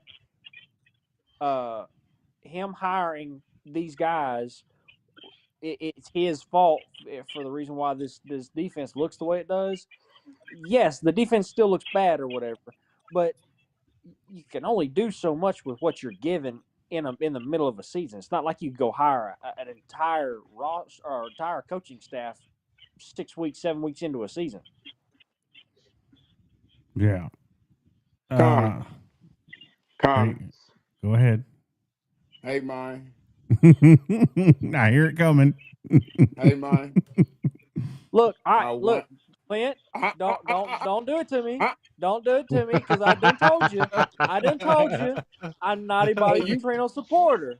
I'm not. Hey, but you got to understand, there ain't nothing that he can do right now. You get ready to be 100% surprised. I 100% agree with you. Oh, I'm surprised. All right. I was surprised. Don't do it to me, Clint. Don't do it to me. Hey, now, here comes that Here's the big butt. old splash of cold water. Yeah. What in Bobby Petrino's history have you ever seen that says he's going to hire anybody that means anything on the defensive side of the football? Again, yes. Completely understand that. Wait, Connor. Bob Petrino is a Nepo baby. He's going to hire his kids. He's going to hire his son-in-laws. He ain't going to hire no defensive coordinator worth of crap. He's going to hire a worthless defensive coordinator. That's what he's always done. That's what he's going to do next year. We might as well get ready for that. Again, I completely agree. And hey, ask our boy Slick what happens when you think you're going to outscore everybody in the SEC to win a championship. Now, am I right, Tonka, or am I wrong? You're right. I'm pretty sure that background feed is from Scout King. You are not. You are not going to outscore anybody in the SEC. It's coming from Joe G. You are not even going to outscore anybody to even get in the playoffs. But hey, I will tell you this: I do believe Bobby gonna win 8-9 games a year. So we gonna have fun. I'll put it that way. Yeah. We gonna be entertained. You that's hear it for going? sure. Hey, you hear it going now, don't you, Connor? No, it's still there. That's Joe G. It's still there. We will be entertained. Pause me then. Put me on mute so we can go. I about to say my mic was muted and the ECAM muted. Yeah, mute mine and see what happened. Scout King, I'm pretty sure it was your TV that was giving us that feedback. Yeah, because I don't hear it now, and I got him muted. I told you. so Scout King, it's you. It definitely is you, brother. Listen, I'm not trying to point you out, make you a bad guy, Scout King. I'm just saying. There it goes. It's historically being you. Yeah. Listen, I don't have no sound on my TV. I don't watch TV. I don't know I ain't had no sound on since I've been on here. What's that super trucker mic you got? I guess it's picking up. You got a fan blowing or something? It's them $100 bills. I ain't got nothing on, boy. All you gotta do is look at the film. We didn't just start hearing this until it wasn't on here with me, Joe G, and Sarge on here. Bro, But this See is what I'm you saying? We can't needed that deny when I sound. just Muted. muted you, it went away. when you muted, everything went away. When you unmuted, that's when it We started don't hear back it up. now. Put down that You broccoli. I'm don't hear talking it. now. You We don't hear it do. now. We do. Scout King, I, I'm not rubbing I've my been, feet on $100 bills. Say it again, Clinton. I've Say been, it I'm again. not rubbing my I've feet been on hearing it. $100 I bills. just didn't say nothing. So, hey, we'll roll with it, man. There it's gone now. But Mm-hmm. so let's just look at it this way, man. We'll go back to the question, and we'll start with you, Scout King. Since Yeah. what does Arkansas have to do to win this game? Give me two things they have to do to win this game. Basically, they just gotta execute on offense and defense, primarily on offense. So we just go run the score up on them, and we need to be better on first down. So we could go. I don't think we really running a fast paced offense like everybody else. But the better we are on first down, and Bobby calling the plays, Bobby go pretty much call. Bobby been calling good plays since last year to score points. It's just whether or not our quarterback go see it and be able to deliver the ball. But he should be able to deliver the ball if he just get poised. So execution and definitely time and possession. Okay. And win on first and third down. We should, like I said, we should beat them by 30 points. All right, that's a big prediction. Hog Wild, what do you say? What we have to do to win this game is stop the run. You just got to stop the run. Stopping the If run. If you stop the run, it puts a lot of pressure on Jackson Arnold, and we've seen what happened last year at Oklahoma. What happens when you put a lot of pressure on Jackson Arnold? Ken Ray says mashed benched. potatoes. Mashed potatoes. Yeah. That's some How about some Salisbury steak? There it is. Yeah. So, and I seen Angel said in the comments, Auburn watching Texas A&M film and watching Notre Dame film. What are they watching? Us throwing it over their head and running right past their defenders? Yeah, I mean, I don't know that. The Notre Dame games. film. The Notre Dame film, the only thing they're going to see there is the offense not really giving a crap. Right. I agree. Tonka,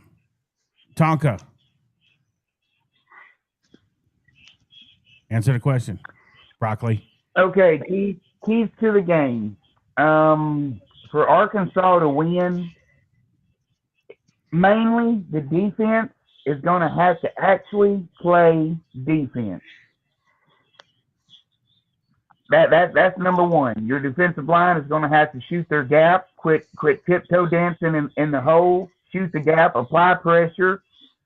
Defensive ends are going to have to set the edges. Linebackers have to line up in the correct gaps. They're going to have to watch the run game. And secondary, I guess, is going to have to climb on the back of the wide receivers and be worn like a backpack, because I think that's the only way most of our secondary can cover anybody.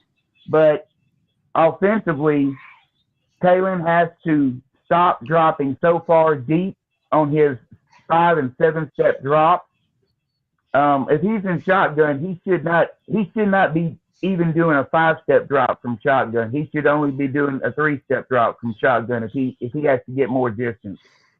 And when the pressure comes from the outside, because it'll come from the right side, because the right side of our offensive line is right now weaker than the left, primarily the right tackle. He's going to have to learn to step up in the pocket, keep his eyes downfield, and if everybody's covered, he's still got a run lane to cut outside and go. That that's what it's going to take for Arkansas to win. Play defense, and Taylor Green steps up in the pocket. All right, good take. Joe G. We've got to force turnovers. We have got to intercept the ball. We've got to force fumbles. And we have got to play like our hair is on fire, like they've played a football game before, like they deserve to be on a college football team. I'm not asking them to come out there and play like an SEC defense, because at this point that may be asking too much. But at least act like you earned your way onto a college football team. Show a little bit of poise, and play like you ain't got nothing to lose, because there ain't nothing to lose. What's the worst thing that can happen? You don't win another game? We already losing. Why not try something else? Why not just play like your hair's on? If you get hurt, you need a break, go sit down on the sidelines. Force Bobby to put somebody else in. I remember when we had hog players that would stand up and give a wave, like, hey, give me a couple of plays. Let me breathe a little bit. I don't even see that. So it's either they're told, listen, you're not coming out no matter what, or they're just too proud to step off the field and realize, hey, maybe I should step away for a second. If our defense can play well enough and force turnovers, Auburn's in trouble. Auburn's in trouble if we can force turnovers, because Talon and our offense is going to get theirs. I mean, they except for Notre Dame, they've done it all year. So it's hard to really put any more on the offense and ask them to do any more. We'd have to ask them to play perfect. And they're not going to play perfect. So we're going to have to force turnovers. We're going to have to play like our hair's on fire, run to the ball as a team.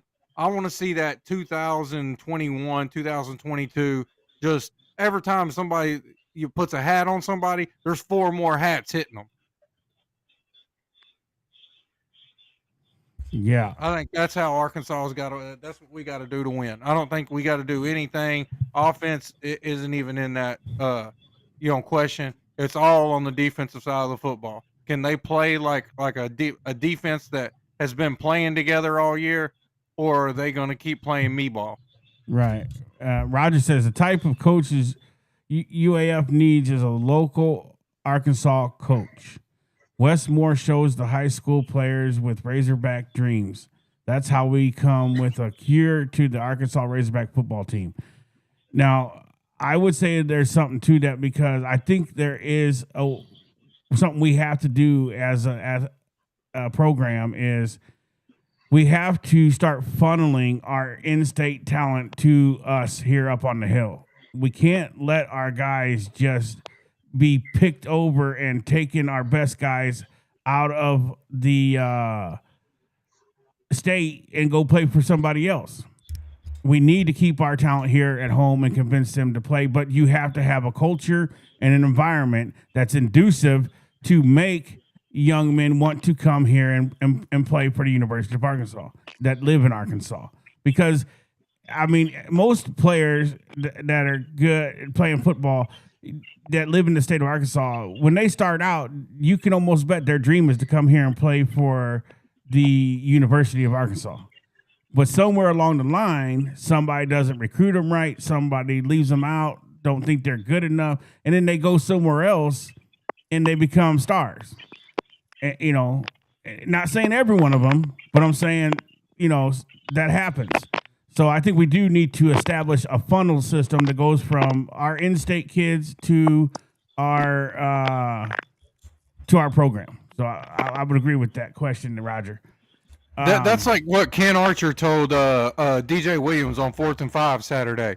He's got the top 5 players in the state of Arkansas with him in his class, the 2026 class, or the 2027 class. whenever he graduates, they all talk to each other. And 3 of our top receivers and 1 of our top running backs coming out next year with Kane Archer are following him to UCF. Yeah, because he just flat All out of our said, talent's going with him. I recruited 5 of our guys to go with me because we want to play Yep. together. And that's 5 guys we could have had here on the hill. Same with TJ Hodges from Bentonville or from Benton. He committed to Missouri 2 weeks ago.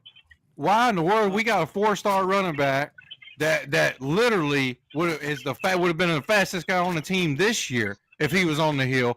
How are we letting these guys go to Missouri? If you can't recruit your homegrown talent when we finally have some that's SEC, why are we trying to go somewhere else and recruit? Right. Scott Fountain he spends most of his decommitted. recruiting in Australia. He committed to Missouri because we don't have a head coach right now.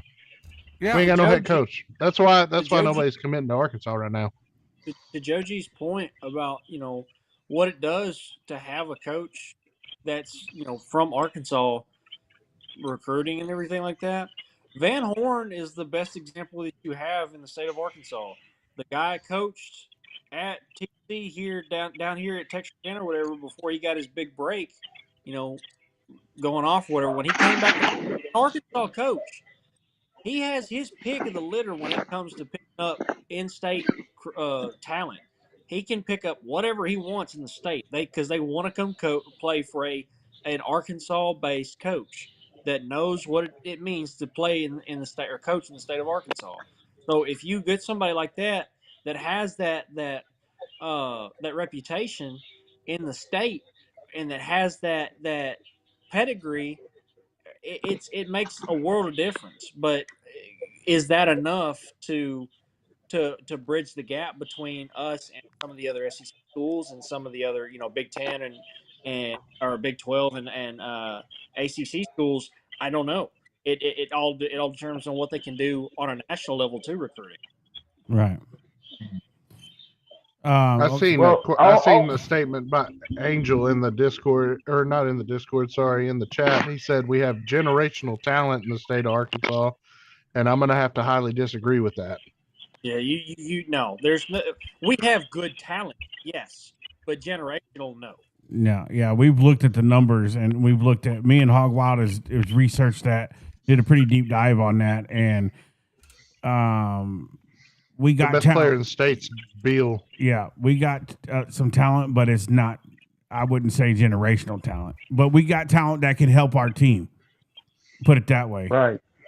Yeah. Well, sure. historically for Arkansas to be successful, because I'm the old man here, right? I remember back when we were in the Southwest Conference, right? Unk and Scout King will remember these days. I know. I thought y'all weren't over a day over 25. Right.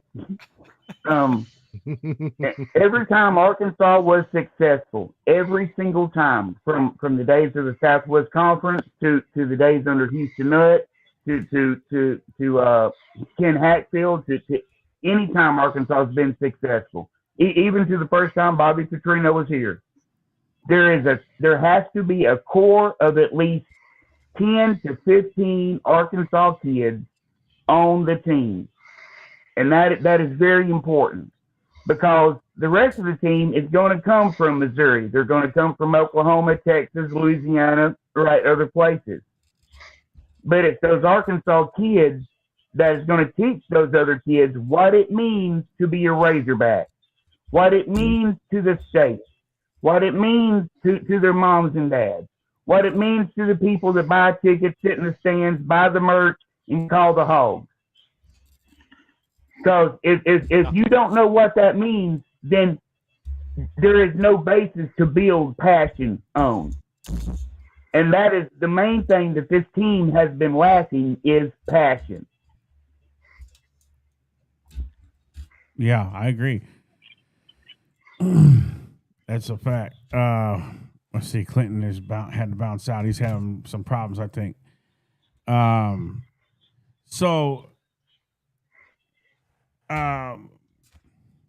can give you my keys to victory. I don't Yes, think I did that. I was gonna say I can't remember where I left off. Sorry.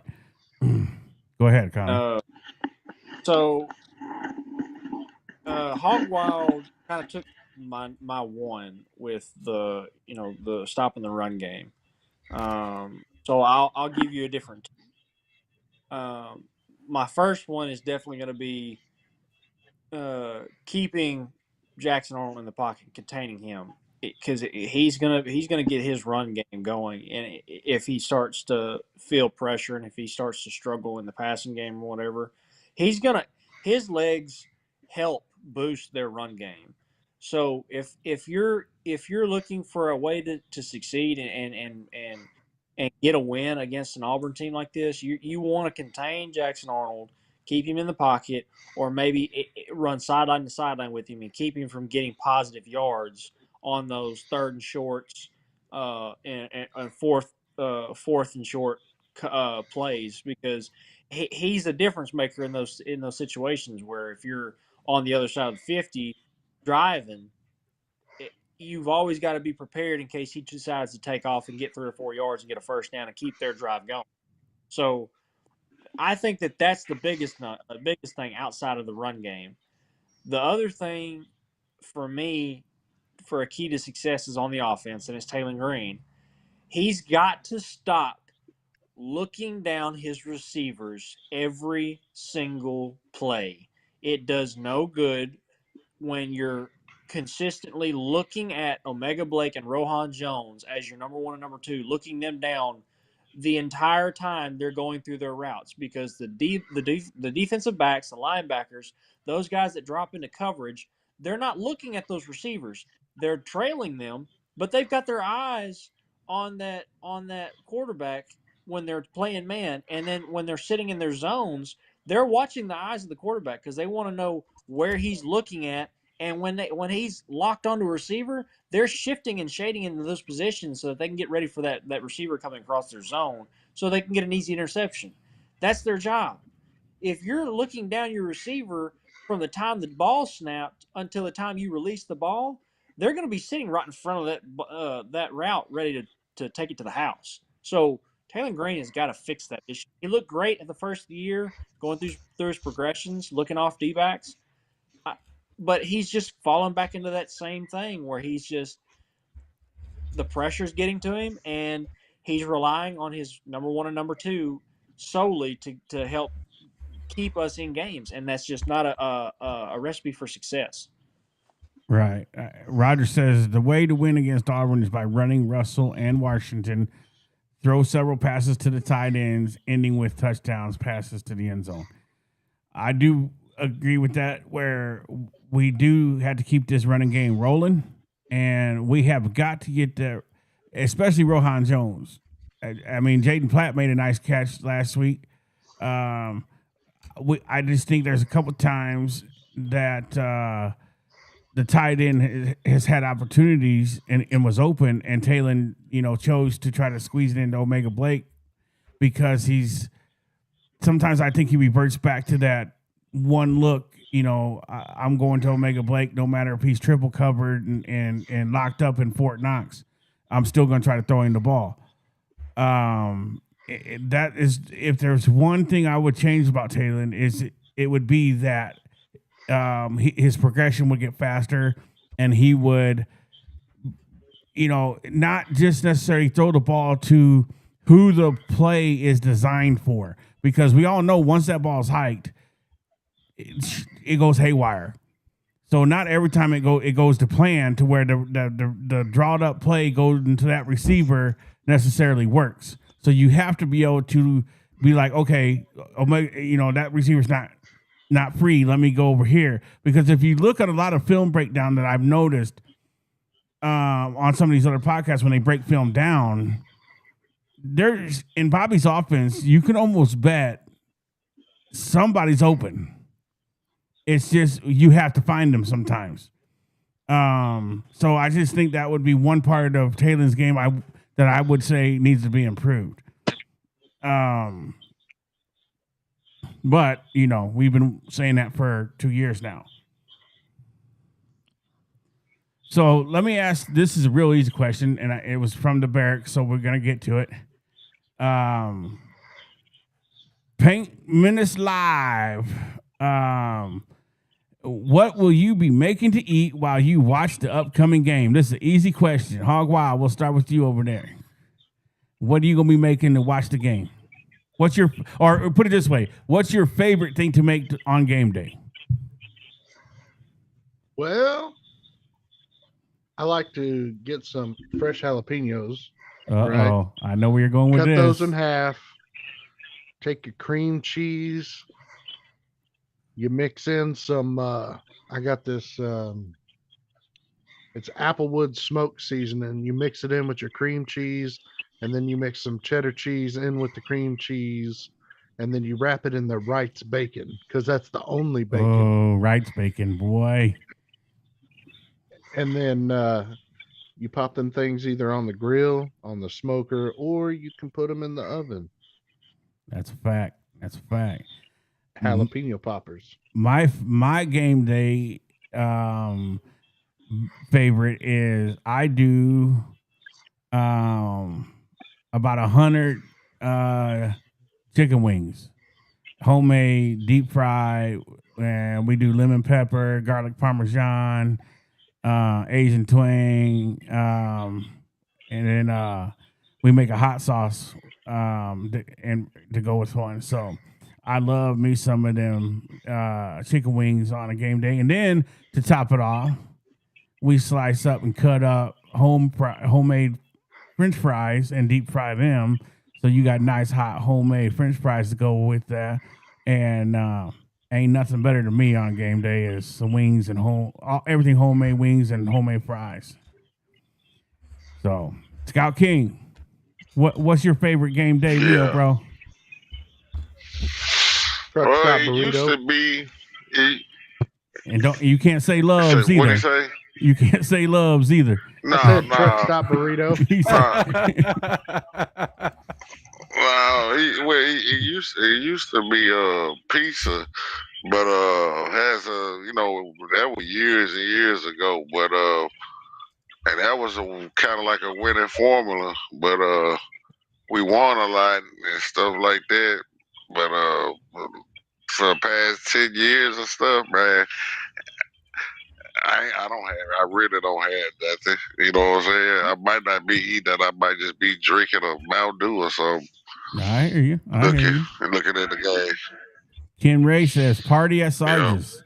Yeah. Hey, Ken Ray, come on, man. I got plenty of room. I got 100 acres out here. I got fire. We got plenty of room for everybody. Tonka, what's your favorite game day treat that you cook? Okay, well, other than broccoli. Other than broccoli, well, that takes off 90% of my list. No, what I like to do is I like to make take some ground chuck, brown it up, get a big block of Velveeta, cube it up, melt it down, dice up some green onions, add that in there, add the brown ground chunk, put some Rotel in there, mix that up with some dip. But you don't use chips, baby. You break out the chicken gizzards. That's right, baby. Chicken gizzards and meat Rotel. Yeah, that's kind of I could get down with that. Ken Ray says Scout King be eating oodles and noodles.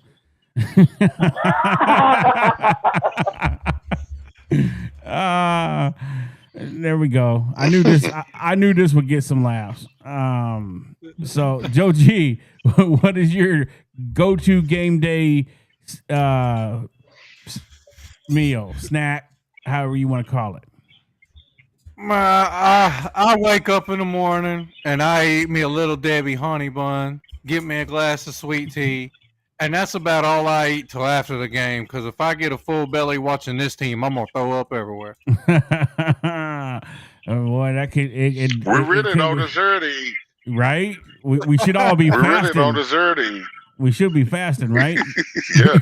going on a What hunger, is fasting? going on a hunger strike. When I was eating, like Scout King said, he used to be used to eat pizza. I used to do something special for every different game. Like when we played Florida, I broke out the gator, and I fried up some gator tail and stuff like that. When we play like Auburn Tigers, you gotta go get some Chinese food. Boss Hog, is it you in the barracks, bro? I could drop the link if you want to hop on and say hi. Just let me know.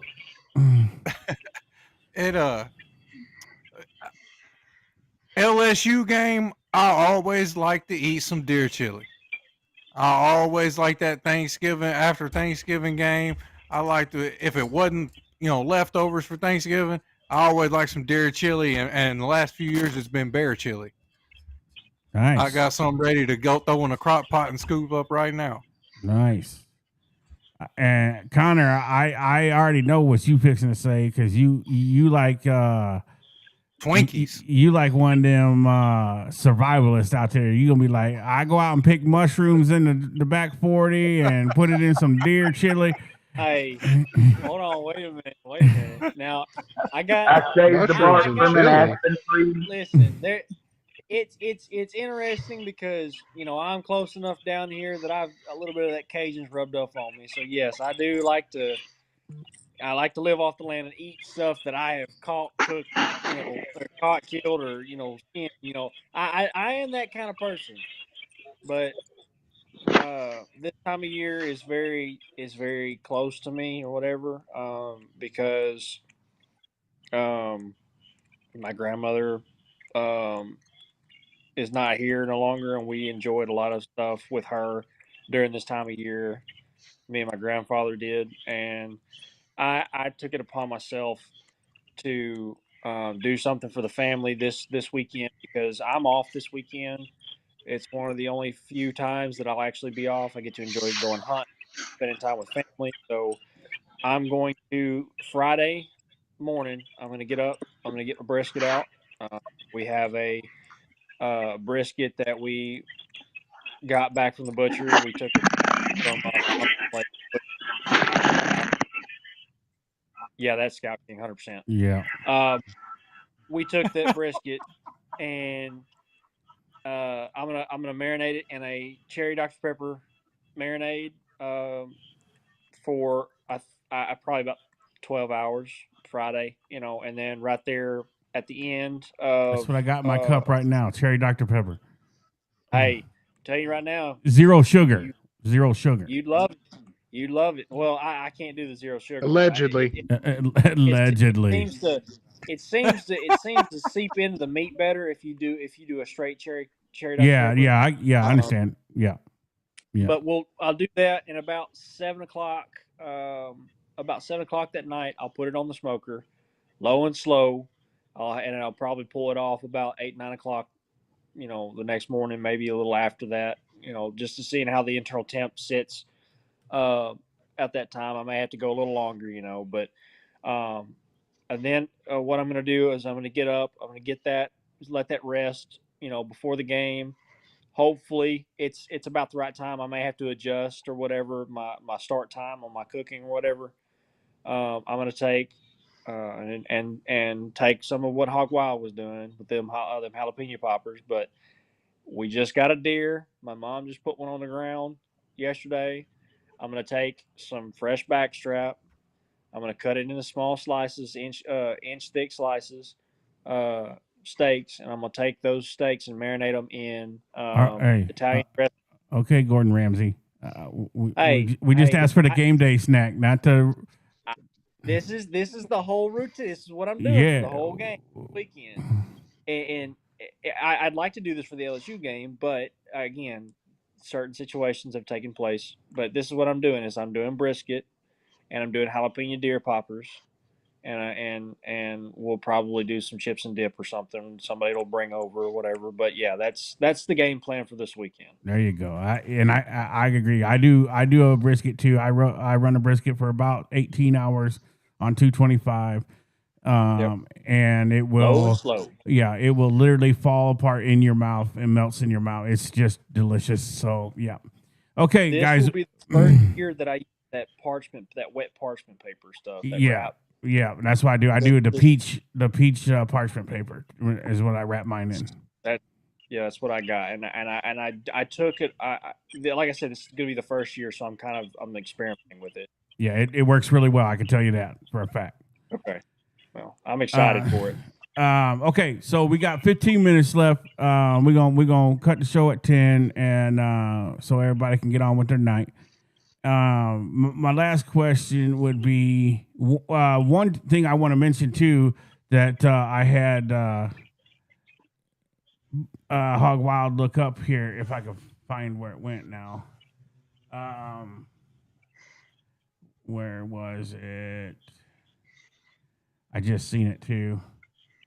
It's in the. Oh yeah. Okay. Okay. Yeah. It's yeah. I got you.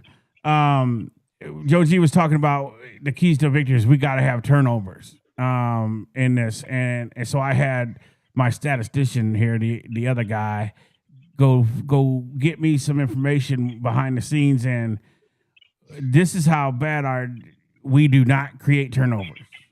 On the year, we've got 4 interceptions and 3 forced fumbles. That's it. We fumbled the ball 4 times in one game. So, I mean, we have got to get better at forcing turnovers and creating turnovers. I'm pretty sure all that came in week 2. Yeah. I'm pretty sure that happened in the first 2 games. Right. And the problem is to create turnovers, you have to pressure the quarterback and make him make mistakes. And that's where I think we are not doing a very good job in. Is why we're not seeing a whole lot of turnovers. We are not. Their quarterback pretty much sits back there and doesn't fear us getting to him and putting him on the ground. And that man's reading a small children's story back there in the pocket. Absolutely. So I just wanted to touch on that to kind of further Joe G's point on that. Okay, so last round of horn. We'll start with you, Hog Wild. We'll go to Scout King and across the top and down the counter. Who do you think is going to be the breakout star for Arkansas in this game? Who's your guy that's going to have the biggest game for Arkansas? Offense, defense, whoever you want. Who is your man? Can I pick one for each? Yes, you can. Everybody can pick one for each side if they want. Barracks. Let me know. Let me know in the chat. Let me know in the barracks out there. Who's your guy? Offensive guy or defensive guy? It doesn't matter. You can pick one of each or excuse me, or both. But put it in the chat or comment below on the video. Let us know. I think you're about to watch Taylon Green dice up the Auburn defense. He's gonna be the offensive MVP. And then for defense, this is hard. Yeah, right. I think that you're gonna watch Jackson Arnold get picked off 2 times by Julian Neal. Oh, you took my dude, man. You're right. And then for special teams, Devin Bale is gonna have a net average of 55 to 60 yard punts. You keep disappearing too. There you go. Yeah, I would say my offensive guy is, since you took Taylon, I will take his counterpart, and I will say Omega Blake's going to have a big game. Because what choices he got? He has to have a big game. For us to win, he's going to have a big game. On defense, I will also agree with you with Neal. I think Neal is our best shot to get turnovers. If we can just get our head around and cover in the coverage, I think the turnovers will come. So I think that could be our guy on defense. I was going to pick Sorey, but Sorey's been MIA here lately. And then special teams. I hope we don't even have to see them, to be honest with you. But I'll go with our field goal kicker. I say he gets at least 2 field goals in this game. Scout King, how about you? Yeah. Who's your people? Who's your people? I think I'm gonna go with C.J. Brown this game. Some tell me he gonna be kind of like a slippery receiver for Auburn. I don't know why I'm thinking that, but I'm gonna just go with C.J. Brown. He probably have his best game of the year this week, and I think I had to go with Sword. I think Sword probably gonna play good this week against Auburn. You think he's gonna show up finally? And yeah, I think he kind of show up every other game, so this is every other game. So he had a week off last week, so he should be well rested. I hope that's a television remote. And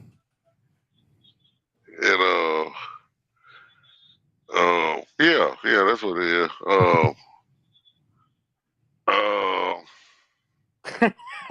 I think I'm gonna go with Shanks. I'm gonna go with Shanks. I think Shanks might pop one. Ooh, that'd be He might nice. pop one. Boy, you took mine from me, Scout King. I was about to say the same thing. I think Shanks due for one. Yeah. That's a good one. Okay, Joe G, since Tonka had to bounce out, he'll be back. Who's your 2? Braylon Russell on offense. I think it's going to come down to where Bobby's going to play physical against the physicality against Auburn. And Taylor Green ain't going to be able to out-physical Auburn with his legs without getting hurt. Mike Washington ain't going to be able to take the 25, 30 snaps needed, running the football against this Auburn defense. So I'm going to say Braylon Russell on offense. And I'm gonna say Wooden on defense. I think he sneaks in and grabs an interception and forces that turnover from the safety position. And man, he took Shanks on special teams. I'm sure we're gonna pick him. A matter of fact, I'm still because I can't argue with Scout King on that. Now there ain't nobody else better for me. I agree with Bill, but I think Cam Shanks is due for one, and I think it's going to be a punt return. I don't think it's a kickoff. I think it's a punt return he takes to the house. Okay, not bad. Yeah, that's what I was thinking too. All right, Broccoli, what you got? Who's your guys? Of course, I'm going to start on the defensive side of the ball. I think Bradley Shaw is going to show up and show out and shut down Auburn's run game. He's been the most. He's been the best option at linebacker. Him and Dix have, but I think Bradley Shaw plays a key role for Arkansas on defense. On offense, you got to go with the hot hand coming out of the backfield, Washington, right? Because I think Arkansas's run game is just as important as Auburn's run game is to them. So give me Washington there. And I got to go with the other guy that lives in the basement over there. I've got to go with Arkansas's punter. I think his ability to flip the field is going to be crucial. Absolutely. Tuffy, how you doing, man? You got to come on the next show, man. Come hop on with us. Yeah, I agree. Connor, who's your offense, defensive picks of the game? Defense going to give me Miguel Mitchell. I think that it's going to be a split between him and Julian Neal with the turnover thing there. They're good. We'll probably end up getting – I could see us getting 2 interceptions this game, and I could see it being a split between Miguel Mitchell and Julian Neal. Maybe a punch-out, maybe not an interception, but like a punch-out fumble or something. But I could see Julian kind of stepping up in this game. He's been that guy that's been like, look, aside from Neal, who else you got on the secondary that can make plays when you need it? And I mean, it hasn't been flashy by no means, but you got to rely on him, right? Right. So, and then I'm gonna say I could really give you two on the offense that I would just like to say. What Go ahead. for Go ahead. sure. Give us another one if you want. My for sure MVP on the offense is Rohan Jones. Auburn struggles with tight ends. I think that he'll have a good game this week. And then Rodney Hill. Maybe he'll surprise some people and come in the game and do some big things this week. I feel like we need that one kind of flashy extra, maybe out of the backfield catcher that I get Mike Washington can be, but Rodney Hill, when he gets out in the open field, he's a streak of lightning. So, and not only that, but on the kick return side of the ball, he could house one. It could very well, somebody on the special teams could house one this week. Again, Yeah, very much. I agree with everything that Scout King and Joe G said, but Rodney Hill can definitely return one, Hey, or Connor, be Connor, that tool. easy with that. You don't want to give them get their heads no bigger than they already are. Yeah, that's true. However, this is what I'm going to say: the true MVP of this game is going to be the referees. Auburn has been on the bad side of the referees this season. Now I know you ain't allegedly assuming that we're going to get favoritism from the referees this weekend. Arkansas has never got favoritism. I believe allegedly that karma will be on our side of things for once in this entire crazy, unfortunate cycle of poor referee calls, and the refs will be on the payroll for Arkansas allegedly. All right. Well, that was perfect too because we got 3 minutes to go, so we're gonna finish right on time. Ken Ray, we will be streaming on Sundays, Tuesdays, and Thursdays. And I am going to get with my other guy here and see if we might be able to stream the basketball game and have a watch party for the basketball game Friday. If you guys in the barracks would like to have a watch party on the basketball game, comment on the video below and let us know in the next few days. And if we get enough interest in it, we will definitely try to stream it. If Hog Wild, will you be available for that Friday? What time is it? Good question. I think it's at 7. Is it going to be televised? Yes. Yeah. Anything Calipari does is going to be televised. I would think anyway. But if it is, I kind of threw us on the spot there. But is it Friday or Saturday? Friday. It's Friday. I'll see what I can do. But so that's a tentative plan to do right now. If y'all do it, I may come in as a guest. I may call in from the deer stand. Yeah, there you go. But yeah. So guys, we appreciate y'all coming on the show tonight. It's good. You guys had good takes. We went behind enemy lines. We broke down the Auburn game. We see what Arkansas basically has got to do to get that first dub in a while. And we will be back Thursday at 7:30 to get everybody's predictions and your scores on who's going to win this game. So we're going to see if somebody's drinking that Kool-Aid between now and Thursday and think we're going to get a win. So we appreciate y'all for coming on, and we will see you all in the next one Thursday. Sarge, I appreciate you letting me on tonight. It was a privilege and an honor as always, sir. You have a great night. Absolutely. Thanks for everybody that showed up. Go ahead, Tonka. Sarge, but before you go, I just have a question. What is the name of the pig in the camo with holding the gun? Yes. He's got to have a name, You're Sarge. right. What's his name? You're right. Okay, hey, the Sarge Jr. people in the barrack. Hey, watch it there. Watch it. The guys in the barracks, and ladies. I need I will show you the picture because we kind of took him off now because we got this is the muscle bound Razorback in the bottom here, but the next show we're gonna pick the name of the mascot for the show, and you guys are gonna pick the name. So be thinking of a name for the Razorback hog that's on the beginning of our show on the countdown screen, and we're gonna name him so we can include him and bring him in to be part of the family. So that was good. Thanks for reminding me about that, Tonka, because that's something I wanted to do for sure. So, all right. Well, we'll see you boys. All right. Thanks, Scout King, for coming in, man. We appreciate you. Already.